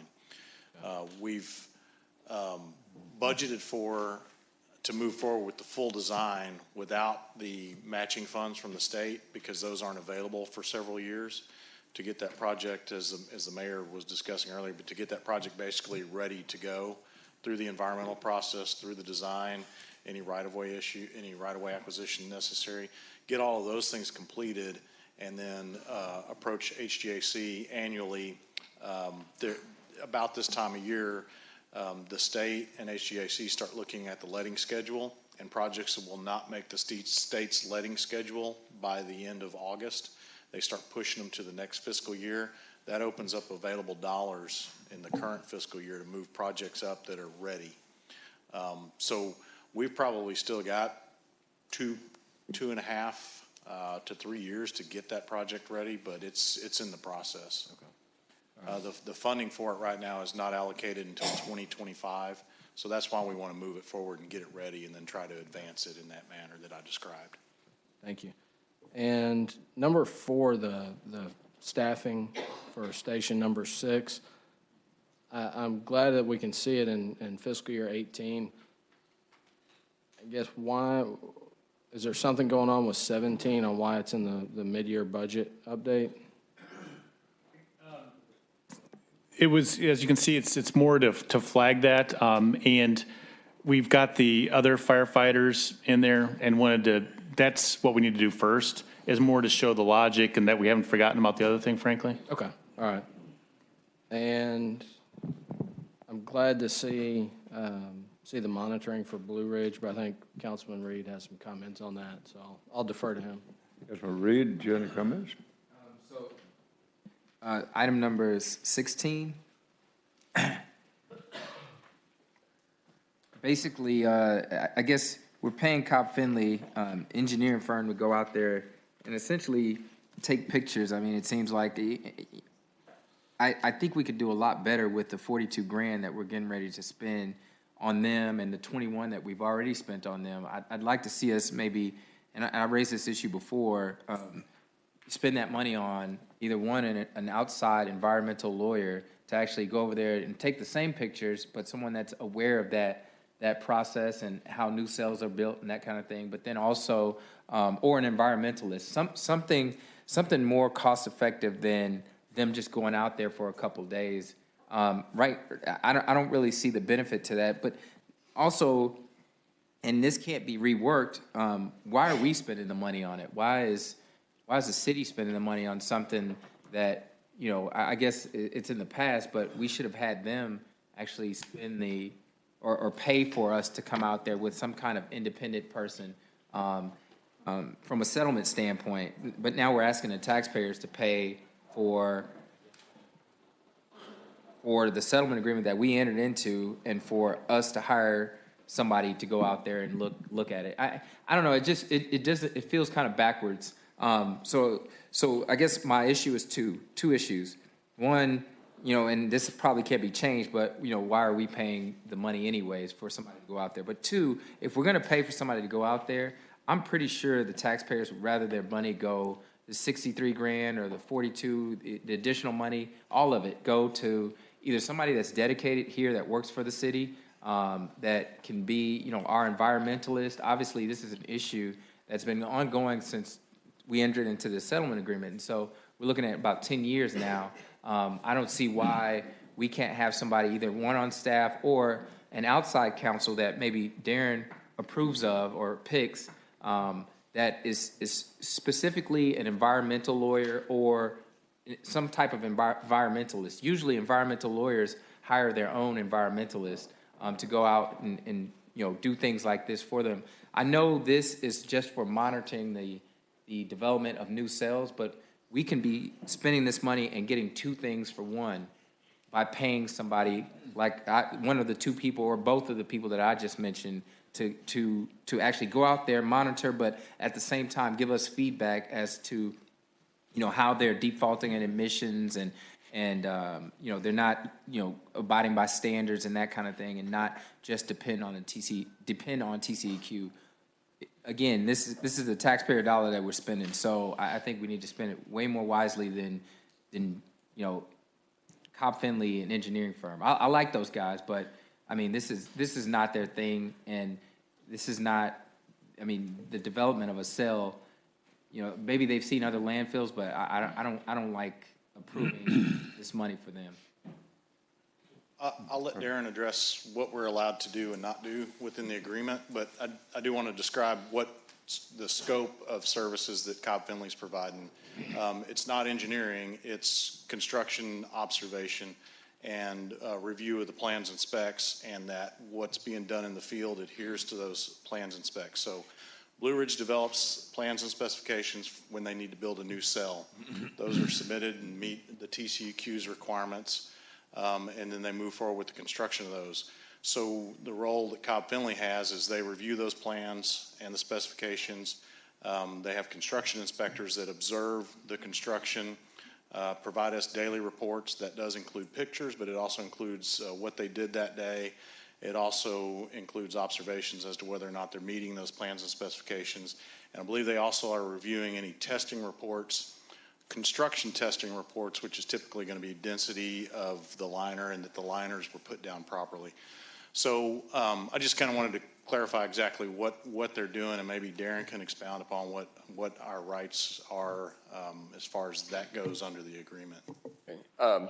under the agreement, you got to keep in mind, back in 2009, when the city became a contested party in the permit application process, the city was the only governmental entity that did so, because the other governmental entities that were impacted by it, that were actually more impacted than the City of Pearland, actually bailed on that process and chose not to participate. And in doing so, what they did is they left the city basically by themselves.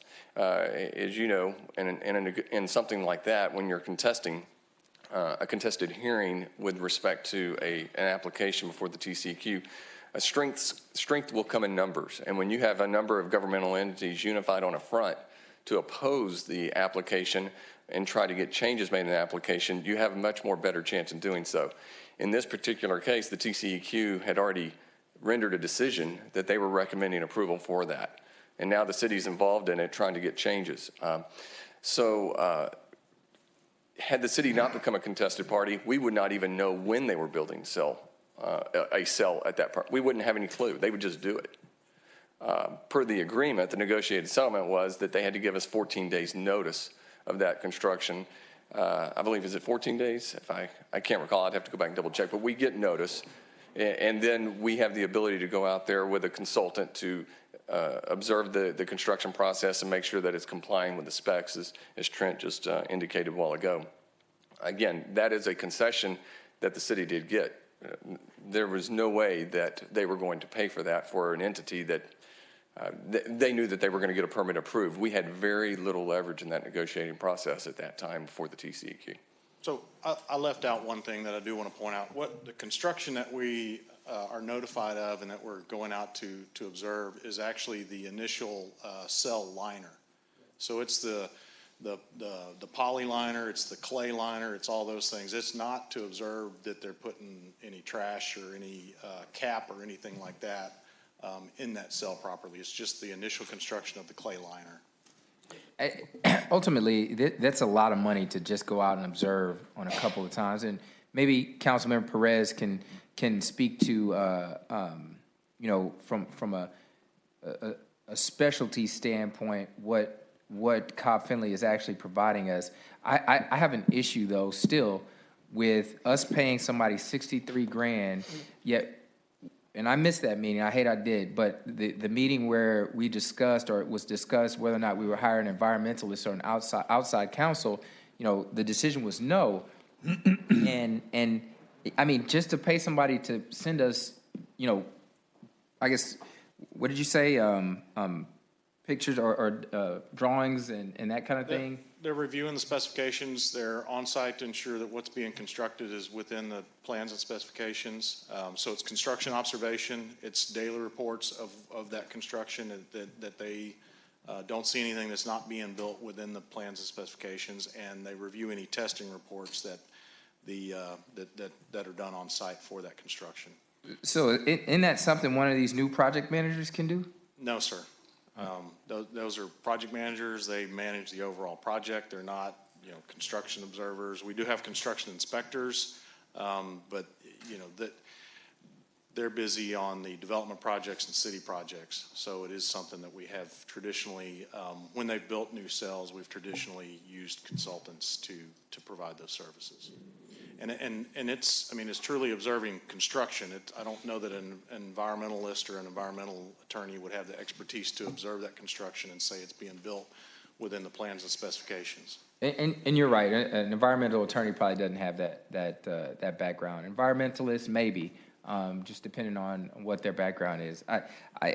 And maybe I'm mixing red apples and green apples. At the end of the day, I don't like the fact that that the taxpayer is paying for us to go out there and for a couple of days. I spoke to Cobb Finley, and they explained, yeah, we just went out there. I mean, it's not like an extensive process, but $63,000. I mean, and again, maybe that's just their pricing. I feel like we could use that money for other things. The two things, the folks that I mentioned, but. And maybe that's something that could be put in the budget. And if this body decides that, again, that hey, this is not something we want to see, then so be it. But and again, I'm kind of, I guess, going off into a tangent. But we're sitting on something that's going to be almost 10 years old, and, we're going to have somebody come from, nearby that Blue Ridge landfill, saying, hey, I've been flooding for 30 years, kind of like the Linwood issue. I mean, I don't see us really making a big push or to do anything about this, and that's not any one particular person's fault, but I don't see us really making a change. Going out there to look at it to see if they've done it right. I mean, yeah. Do you think they're going to do it wrong, or no? They're not going to do it wrong. But again, the taxpayer is the person paying for it, the people that are paying for it, and so, I mean, if we're going to put money towards any type of monitoring of Blue Ridge, let's make it something. Let's make it money that can actually be used to affect maybe a potential lawsuit if the city decides to go that direction. Building up evidence, not just spending money to appease to the residents. Hey, we spent $63,000 for them to go out and check to make sure that everything was right with the rubber that goes around the siding or whatever it is. I think this is a waste. To your question, you and I can have a long conversation about the difference between engineering fees for publicly funded projects and privately funded projects. There seems to be quite a disconnect in my field. I don't know what they're doing for $63,000. I would say that that's the fee they provided. I'm trusting that there's justification in a man-hour fee estimate as to what that is. I would say that I would not be willing to give up that provision of the 09 agreement for us to monitor, because I do think it's important that we make sure that they put in the cell. It's easy to skimp on it, and the contamination associated with groundwater, if they don't do it correctly, is pretty significant. It's similar, if you've ever been in the Austin area, to the provisions that they have for the Edward Aquifer. You have to do a thick clay liner. They want to make sure that you're doing everything you can to protect the groundwater. But I do agree that we've got a little bit of extra funds here. We've got some other things that we're spending money on. Maybe there is a rationale to having a consultant that helps provide us more specific information with respect to environmentally what we can and can't do, or give us better outside perspective as to, say, the proposed agreement as the orders come through, as reports come in. I think that there may be something to that.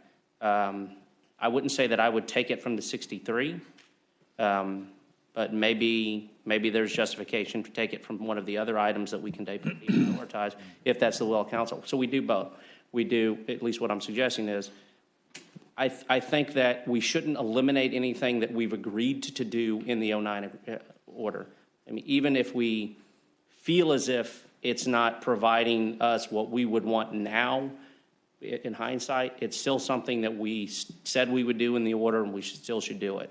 But you and I have both heard the task force people who live out there that feel as if we could benefit from the expertise of an environmentalist or environmental attorney to review these documents and give us outside opinion. As it gets, I try and read through all of it, and it just gets more and more confusing for somebody who's not in the field. Mm-hmm. And I wholeheartedly agree. I'm definitely not saying that we abandon the provision that states that we can go out there. I'm saying that if we're going to go out there, let's send one of our own people, because it's not worth $63,000. Somebody can get paid $63,000 a year, on staff, or let's do something different. Maybe we, just because we have the ability to go out there doesn't mean that we have to go out there. So we can make them send us the photos, and we'll have our own independent study. But I guarantee you, speaking from someone that charges a lot an hour, I'm pretty sure they're charging, a whole hell of a lot more than needs to be charged to go out there and, see something for a couple days. And, I don't know all the ins and outs. And like Councilman Perez stated, we don't have a list of what it is that they're doing. So I don't know exactly what they're doing. At the same time, though, I know it takes a long time in legal fees to get to $63,000. I mean, a lot of billable hours. And so I just think the taxpayer would be better suited and more satisfied if we spent at least some of this money on an outside environmentalist, or an environmental attorney. Well, let me just say something about the landfill cell. If it's not constructed correctly, it may take several years to know that it's not constructed correctly, and you'll have leachate going into the ground, and it may not be visible. It may not be found until it ends up in the water table. It may not be found until it's just not very easily seen, especially if it's under there, and then there's tons and tons and tons of garbage and whatever on top of it. It may take years to find that. So I do think it's important that we do have some kind of oversight on looking at the cell construction, because, like I said, it could take 10 years, 15 years, 20 years from now, and we find out it's leaking. And when that happens, it's going to be time consuming to dig all of that up and correct it. Yeah, I think we've got to be kind of careful too. We have the police department over there to take care of crime and traffic control. And when something happens, if we have a citizen arrest, stepping in doing citizen arrest to help them out a little bit, I think that's sort of moving a little more beyond their area of responsibility. And that's a lot. There's a little bit of that in this particular action as well, because we have the TCEQ, which is required to review and control and punish if it's not done right on the construction and environmental issues with the landfill. And what we're doing, we're sort of doing a citizen arrest type version of stepping in to make sure the job is done right, when TCEQ is supposed to be doing the job, make sure the job is done right. So it's sort of I think I sort of understand what you're saying is we're spending money that maybe TCEQ ought to be out there and say, if it's not done right, you got a problem. No. Is what you're saying? No. I'm saying TCEQ is, I'm going to just leave it. Anyways, what I'm saying is that we need to do our own thing outside of TCEQ. I mean, do our own citizen arrest. Well, I'm saying we need to gather our own facts, or pay someone else to gather our own facts outside of what TCEQ is doing. Councilmember, it's kind of your area of expertise in the law.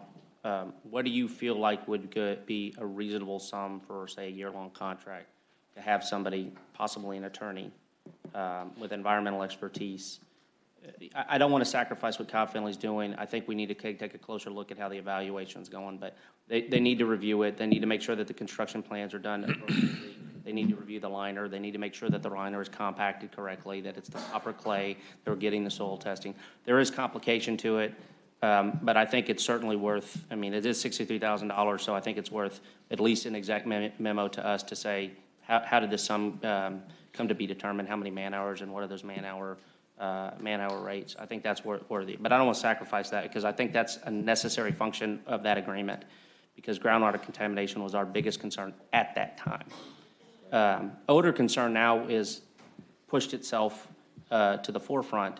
I personally have no idea what an outside consultant would be able to provide us that is clearly an improvement on what we have. That's not to argue that there is not one. But if you have a recommendation of a value you think we would need to invest on an attorney with environmental background that could assist us in reviewing documents and provide us recommendations. Probably for a year, probably no more than, for both attorney and environmentalist, probably no more than about 30 to 40. I mean, and I'm assuming, I'm just estimating at $300 an hour for the attorney. So I would be willing to give something up that's near and dear to my heart, which is the sidewalk program. We have a $100,000 investment in that for additional, or the street program, we have $30,000 additional for a value to be verified by staff. You know, a value in that range to hire a consultant to, at very least, review the documents and give us an outside perspective of is enough being done sufficiently. Give us some report to say, as I deal with this on a daily basis, and I deal with TCQ on these type of programs, and I have clients that have to abide by these proposed orders. Here's where I think TCQ is deficient. Here's where I think you may have leverage. Okay, and I think we've got way off the subject, to be perfectly honest.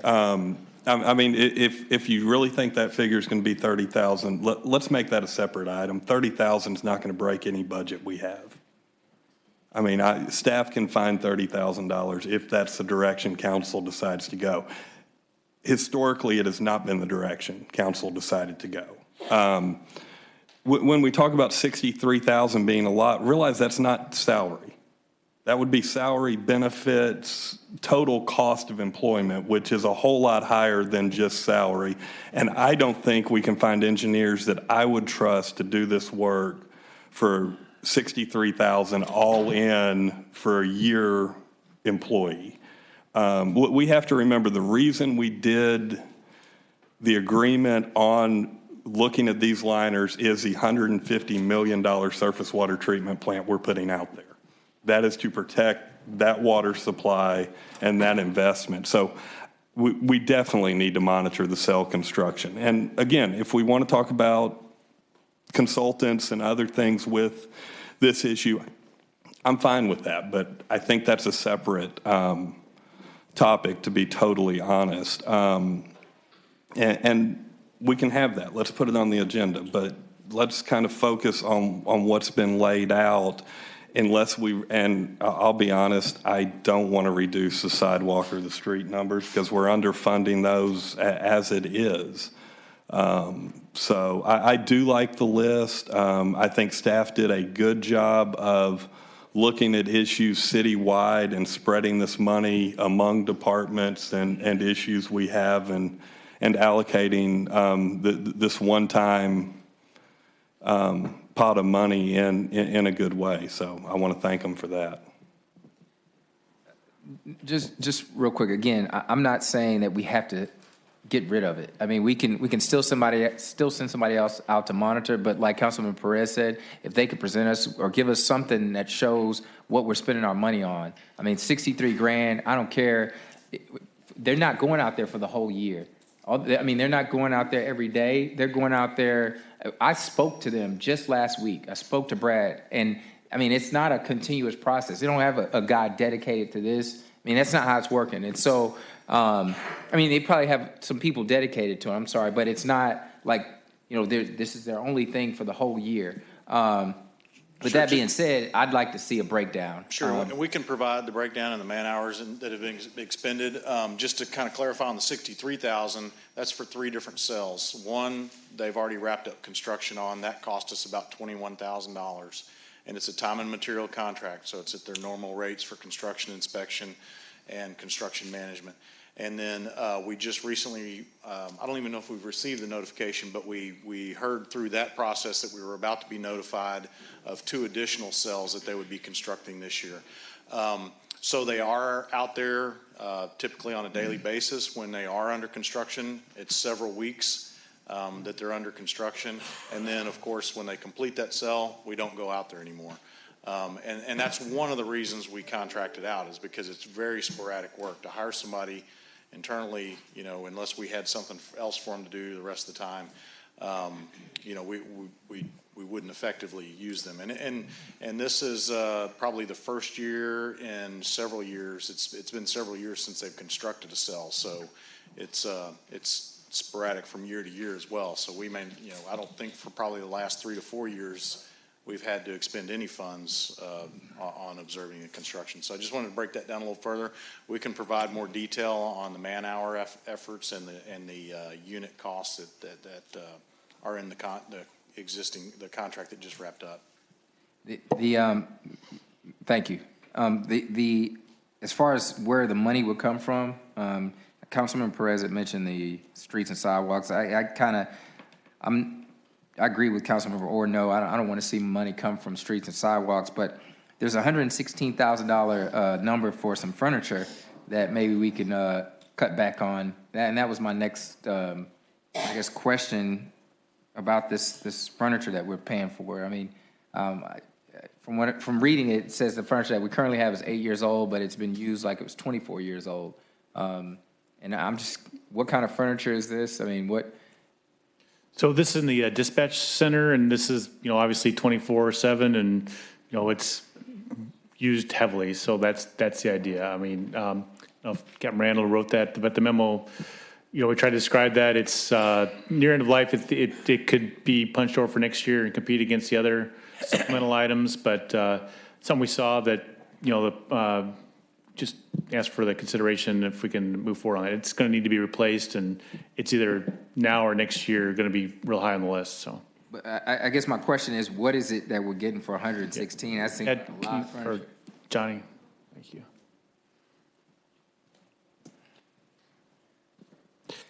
It's our dispatch furniture. It's going to be in the dispatch center. They're there 24 hours a day, 7 days a week. So chairs? It's chairs, it's the whole console. It's everything all the computers sit on. It's the flat part that you can raise up and raise down. Yeah. Excuse me. I lost my voice for a second. The cables are broke right now, so it only stays at one level. They're in there for like 12 hours at a time, so dispatchers like to stand up to be able to type and talk on the radio sometimes. I can't do that right now. Maybe Chad does need to come up here and talk. I'm losing my voice. I actually, to explain, I was at the high school today and did a presentation for a law enforcement class, and I did 6 presentations, so I talked for like 6 or 7 hours today. So I'm losing my voice. Does that explain a little bit better what it is? It's pretty expensive, but like they said, you use it 24 hours a day. So is this like real expensive desk and chairs? I guess. I didn't itemize it out. You have itemized, the chairs are same thing. They're nice chairs. They have to be, because it's not an office chair that you sit in for a few hours a day. They're sat in all day long, 7 days a week, 365 days a year.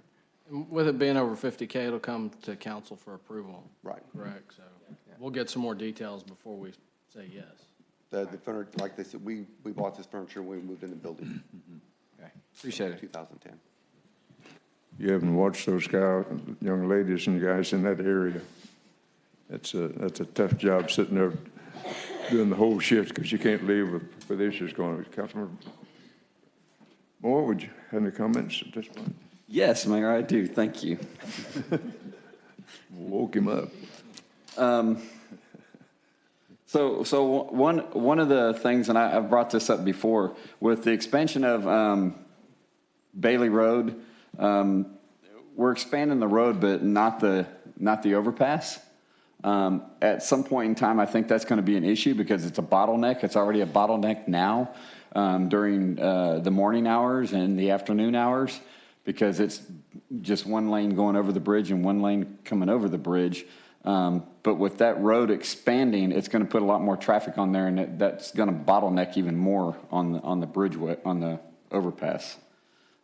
So is there any way that we can put some design to that, or even some kind of funding to start looking at design phase of that? So included in item number 1, the preliminary engineering for mobility projects, is those final 2 lanes of the Bailey overpass. All right, good. And so that will, I believe, we designed the embankment and a significant portion of the project when the overpass was originally built. This will help us kind of revive all that, see where we stand, as well as put together current good cost estimates and prepare what we need to potentially submit this through the TIP process for funding. And if we're not successful there, have it prepared for potentially a future bond package. Yeah. Did we get TIP funding for the first? No, sir. Okay. That was I didn't funded think by so. the EDC. Okay. Good. Okay, and then just one other thing. What is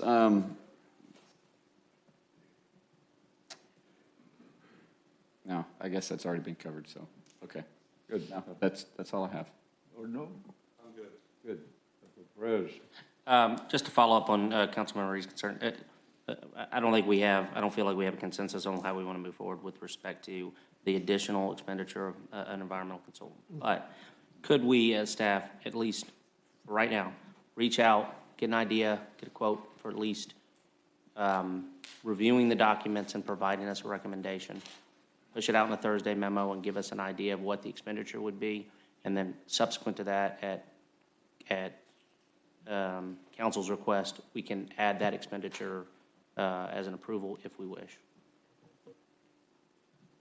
I think it would be sort of imperative to try to figure out what that scope would be. It's sort of a shot in the dark right now, trying to get somebody to figure out what the council is looking for without knowing exactly what you would want the scope of a consultant to be looking at.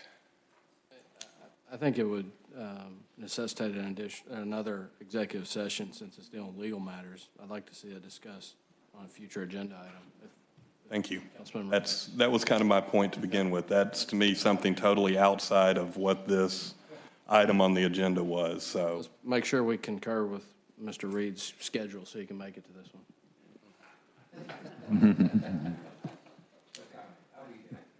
Yeah. We just put it on an exec So session. we'll just add to an exec session to at least discuss scope so we can establish a rate. And then once we get the rate, then we can discuss how we fund it. Right, and what I would suggest is obviously meet an exec session and have council get on concurrence on what you're at and what you would like a consultant to look at, and then go out and try to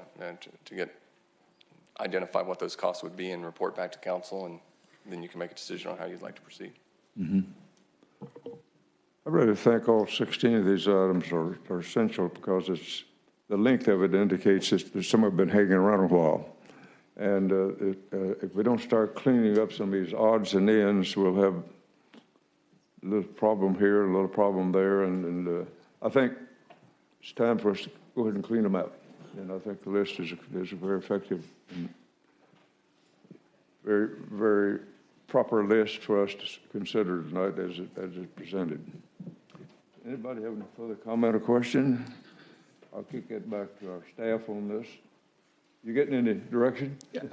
So I heard obviously the questions, and we're going to try to put together a mid-year budget amendment. Frankly, our challenge is going to be whether we advance these or whether we try to get through the rest of the mid-year estimates and package it all together. But we'll be back to you for our first reading on at least these items, if not the next meeting, the one after that. Okay. No further comment. I'd like to move to item number 7, which is back to Clay to handle that as well. And I'll kick it over to Mr. Epperson just to give you some background on the topic. This was a request for discussion. Thank you, Mr. Pearson. As the city manager stated, this was a request during our early budget input session to take a look at this. We provided some information in a background memo. And basically, under our current UDC, sidewalks are required with new development. There's a couple of exceptions to that. One of those is minor streets abutting residential property with open ditches, and then along controlled access freeways unless a frontage road exists or will be built with the development. So that's the exception to where where sidewalks have to be built.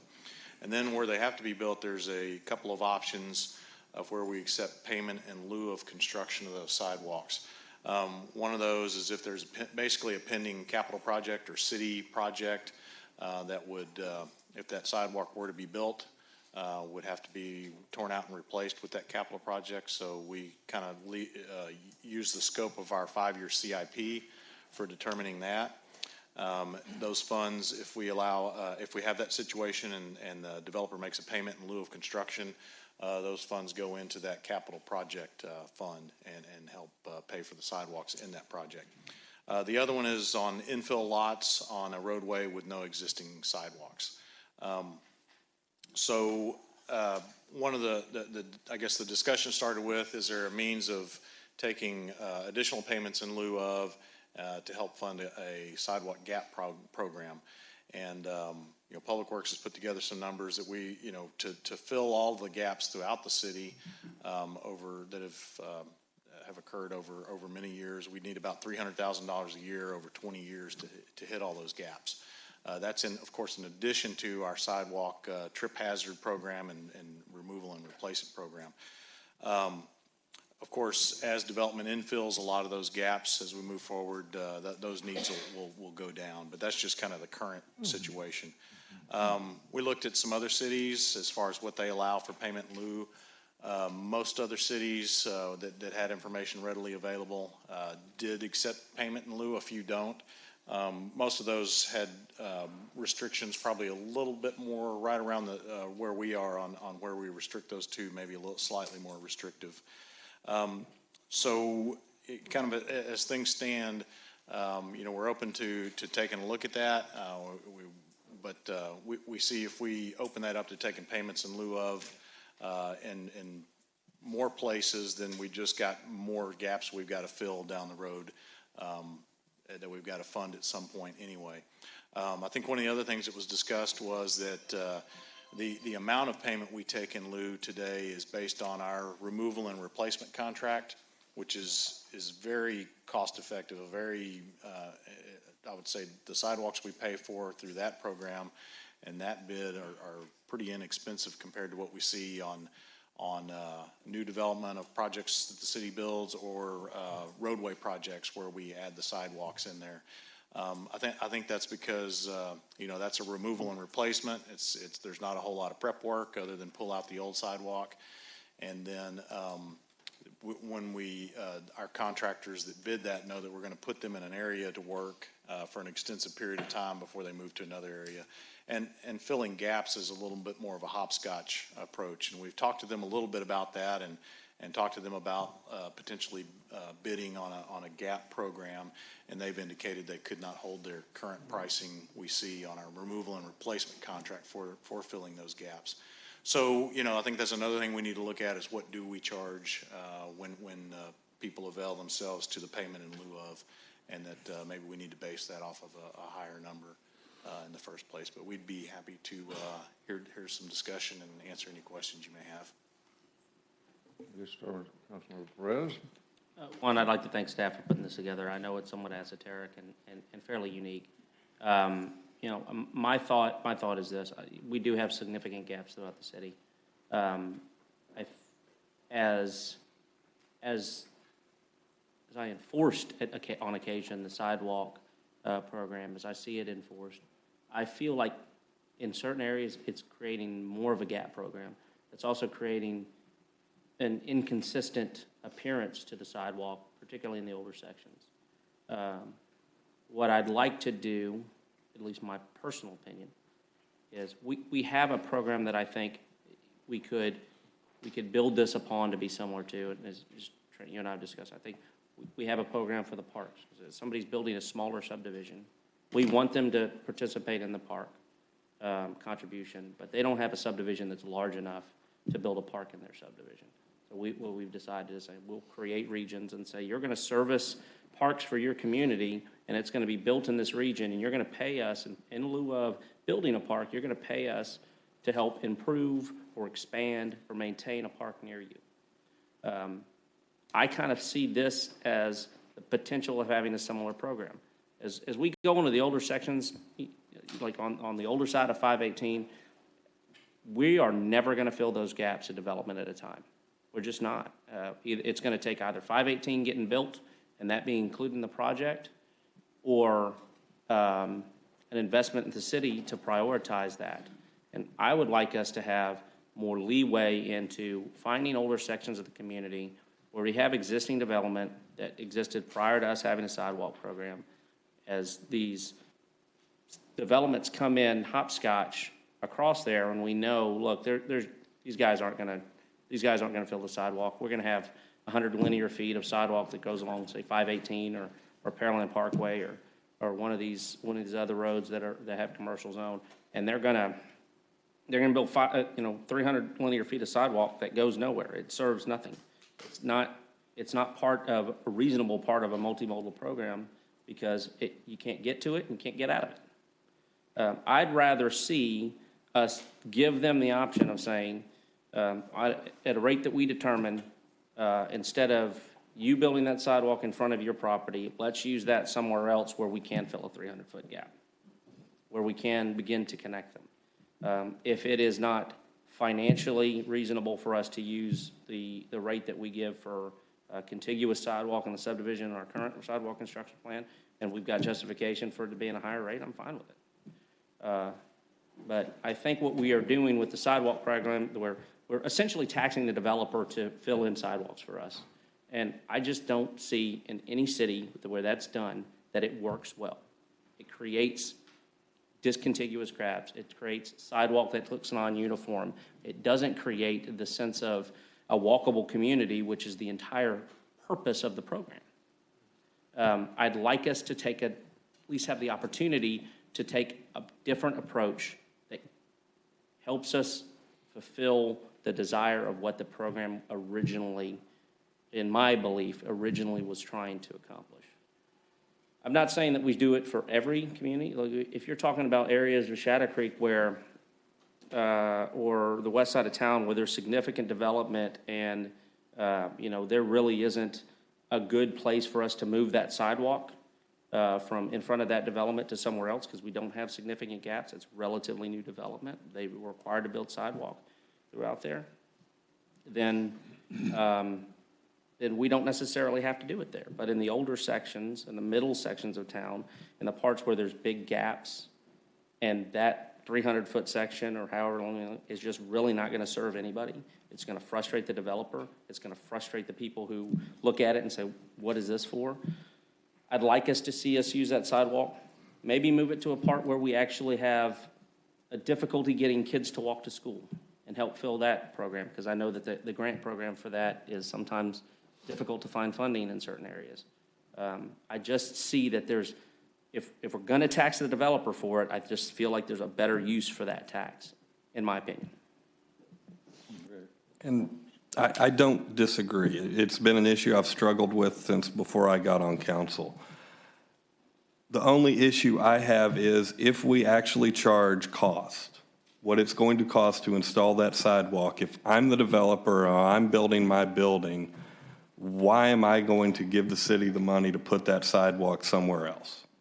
Why am I not putting that investment on my property and investing in something I own instead of letting it go? And I have the same frustrations. I don't like seeing sidewalks that end. Nobody does. But so the other option is kind of what I'm hearing possibly we're doing, where that in lieu of fee is actually less than it's going to cost them to put the sidewalk in, which then as a developer, okay, maybe this makes sense for me because I'm saving money overall on the project and I'll give you some money to go build sidewalks somewhere else.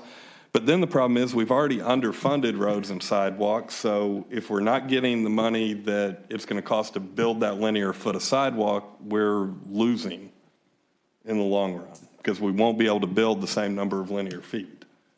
So that's where I run into a problem. Plus, I will be honest, I think you're creating a political football that's going to be a nightmare one day because you're going to have people that say, well, that company next door to me gave money for the sidewalk fund and I need this 20-foot of sidewalk fixed, but you fixed 10 foot over there and you didn't fix mine. So I've struggled. I've tried to come up with a plan that works, and I'll be honest, I haven't found one that I think actually solves the problem. And the purpose of a sidewalk is to provide a safe surface for people to walk on in areas where there's a lot of foot traffic. And there's a lot of places where there's not a lot of foot traffic, and that's where some of this judgment, I think, could come in. But, Councilmember Moore? Yes, Mayor. So I kind of have a different approach because I see both sides of it that Councilman Perez and Councilman Ordino have brought up. My question is why do we have to have sidewalks on both sides of the street? If we're doing sidewalks on both sides of the street in some sections and there's other sections that we don't have any sidewalk, why can't we just have one side of the street with sidewalk and then that'll give us money to provide sidewalks elsewhere to help fill in those gaps? I know there's a mobilization fee and all that kind of stuff, but I don't understand why we have to have sidewalks on both sides of the street. There are streets where we only have it on one side. Yeah, and I'm fine with that. I don't know why we need it on both sides is my question. Let me just respond to that because we have, not apologize, Keith, but we did acquiesce in Shadow Creek to say in that development agreement sidewalk on one side.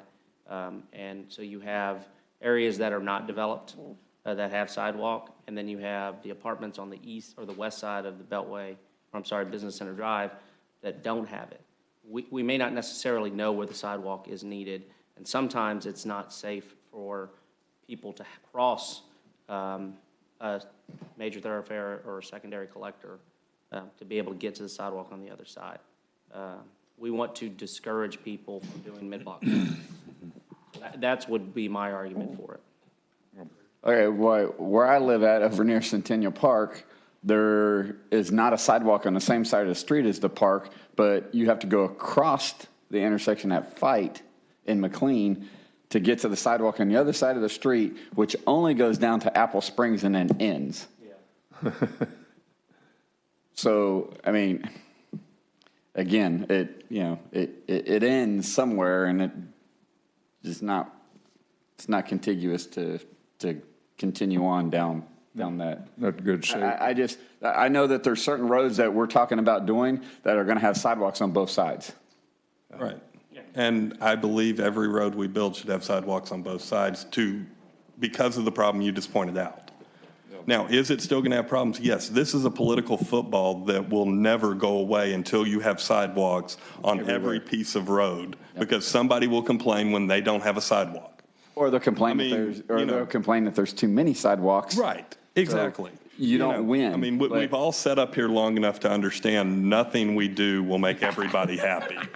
True. And sidewalks seem to be a very hot topic in the past 18 months. And that's why I just don't understand why we're going to put sidewalks on two parts of the street in some places, and there's other places that we have zero sidewalk. And because you have to start at some point. And with our mobile. Yeah, so let's start with providing one side of the street with a sidewalk before we go to double sides. We already started double sides. This body already made that decision, and in my opinion, you keep going down that road because stopping just prolongs the problem and keeps it going. I understand there's people that don't want it on both sides. I can guarantee you that, we're going to have people living there after they're there, and they may want a sidewalk. I think Councilmember Reed can speak for a very developed area that's saying they don't have enough sidewalks, and probably has more density of sidewalk per acre than any area we have in Pearland as far as large development. So, yeah. And we do have a large item on our agenda, on our budget items every year about replacing sidewalks. So Councilmember Reed, you got some comments on this? Councilmember Carbone? It's all been said, huh? Just to Councilmember Ordino's comment, I do think we need to find a program.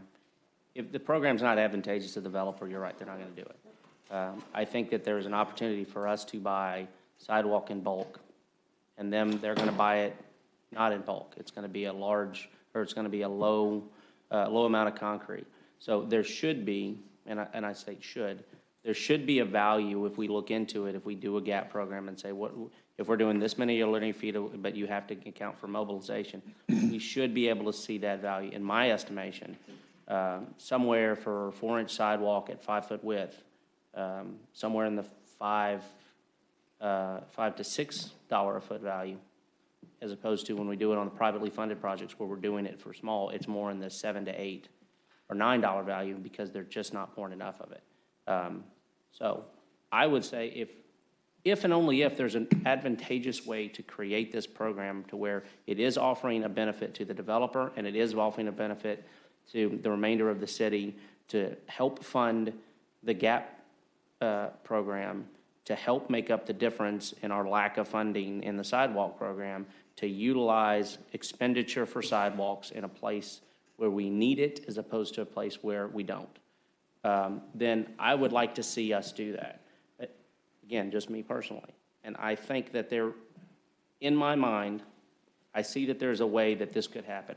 If it turns out we get the numbers back and it just we can't find a way to make it happen, we can't find a contractor who's willing to do it for a significant value less than what the privately funded projects are getting, then you're right, it wouldn't make sense. but I'd like us to explore it. I'd like us to have the opportunity to do something that makes a little bit more sense than what we're doing now, because I just plainly say what we're doing now is not working. Mayor, if I may, we've actually kind of prepared a bid package that is geared towards a GAP program. Looking at, taking some of the, possibly some of the funds allocated with the previous item we discussed for sidewalks and putting that out on the street and seeing where it comes back. We're also looking at, as we move through the budget process, we also are starting to creep up on a backlog of sidewalk repairs where we've done utility repairs. So we go in to do a water or sewer line repair, we got to remove the sidewalk, do those repairs, we got to go back and put those sidewalks in there. We have a crew that does that in-house, but we're just falling further and further behind. So one of the things we'll see in the upcoming budget is additional equipment and crews to make that group more efficient as well. So I think there's a couple of options we can look at that'll provide us that information you're talking about. Is we can put that out on the streets. We can look at what it is when it's kind of a sporadic fill the gaps type program, as well as compare that to what it would take to do that. But Trent's idea of payment in lieu of a sidewalk, in a growing city that may not need a sidewalk in front of certain development, but in a built-out city, you may require that a sidewalk be put all the way along the street, then you'll have the money in hand because they give you the money to start off with. So I think it maybe has some virtue in that sense. And if we go down this road, the other thing I want to make sure of is, I don't know if it's by zone, I don't know how you figure out, but there needs to be something concrete in writing on where sidewalks can be done in lieu. Pun intended. Yeah. No, actually it wasn't, but, because I don't want to see a development come in like the one we heard tonight and say, okay, well, we're only going to do sidewalks on one side. And then we want to do in lieu for the other, because I can almost guarantee you residents at some point are going to come back and say, why don't I have one on my side of the street? Oh, I didn't notice that when I bought my house, because I have learned sitting up here, it is amazing what people do not notice when they buy a house. So you're excited, you want in the house, and there's a lot of things you don't. So that's something else I would like to make sure we had in there, because I want that to be very clear, and I don't know if that's only industrial. And then the question is going to be, how much money can you really expect in lieu in these areas? So. Clay, you getting any guidance? Yes and no, okay. I mean, I think the best thing is like what Trent said, Mr. Epperson said about we got these other packages. I mean, I've heard what Mr. Member Perez said, and the other thing I'd say is, for that differential, I mean, I've seen in former place where you got escrow amounts for sidewalks, the city always came out short because the grades weren't right, the prices went up, and it just ate into, the mass quantities. And then you're back into what you also recognize about you're chasing your tail by not doing somewhere, trying to put somewhere else. You're counting on that increment, which I wonder if it's really going to be there. We'll do these quotes to see, how far that's really going to get you. So, we do have the payment in lieu of, and we do allow that, when they come through.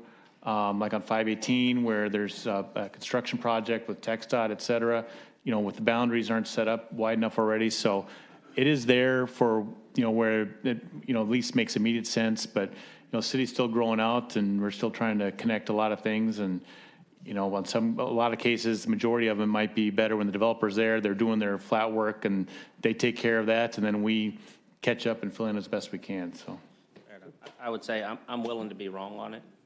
If we find information that says, look, there's not a way for this program to work, I just don't want to leave it unexplored.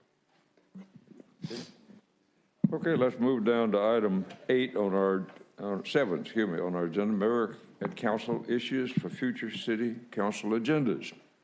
Councilman Carbone. I wanted to follow up on the citizen comment earlier about the overlay in Mimosa Acres. It doesn't need to be an agenda item. If we can get a Thursday memo on it, appreciate it. Okay. And where that is on the list, all that type of relative information.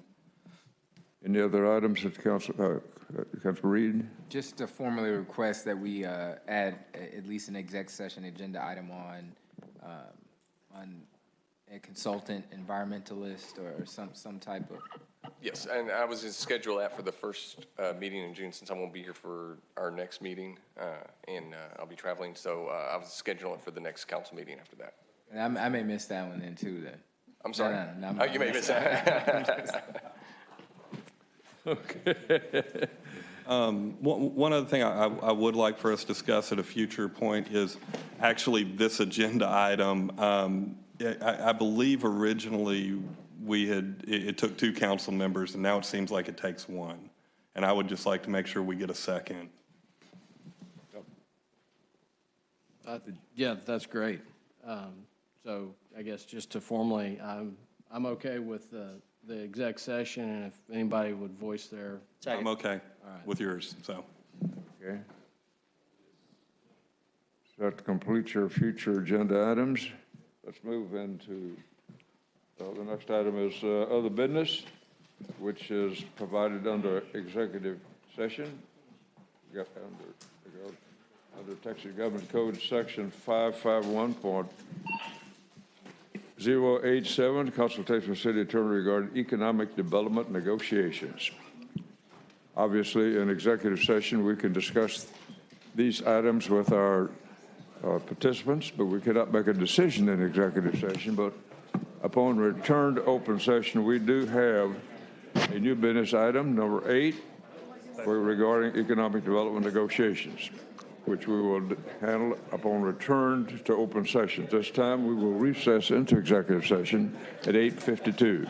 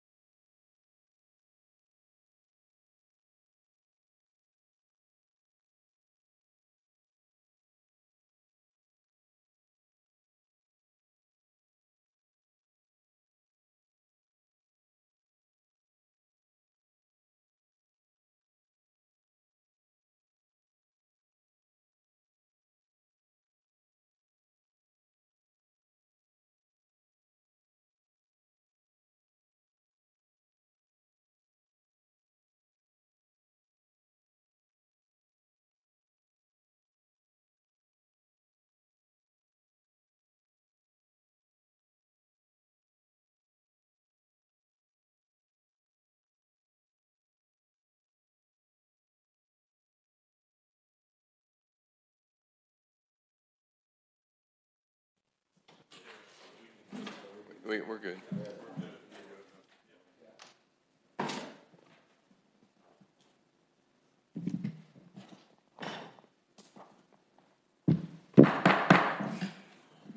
Council has returned from executive session at 9:18.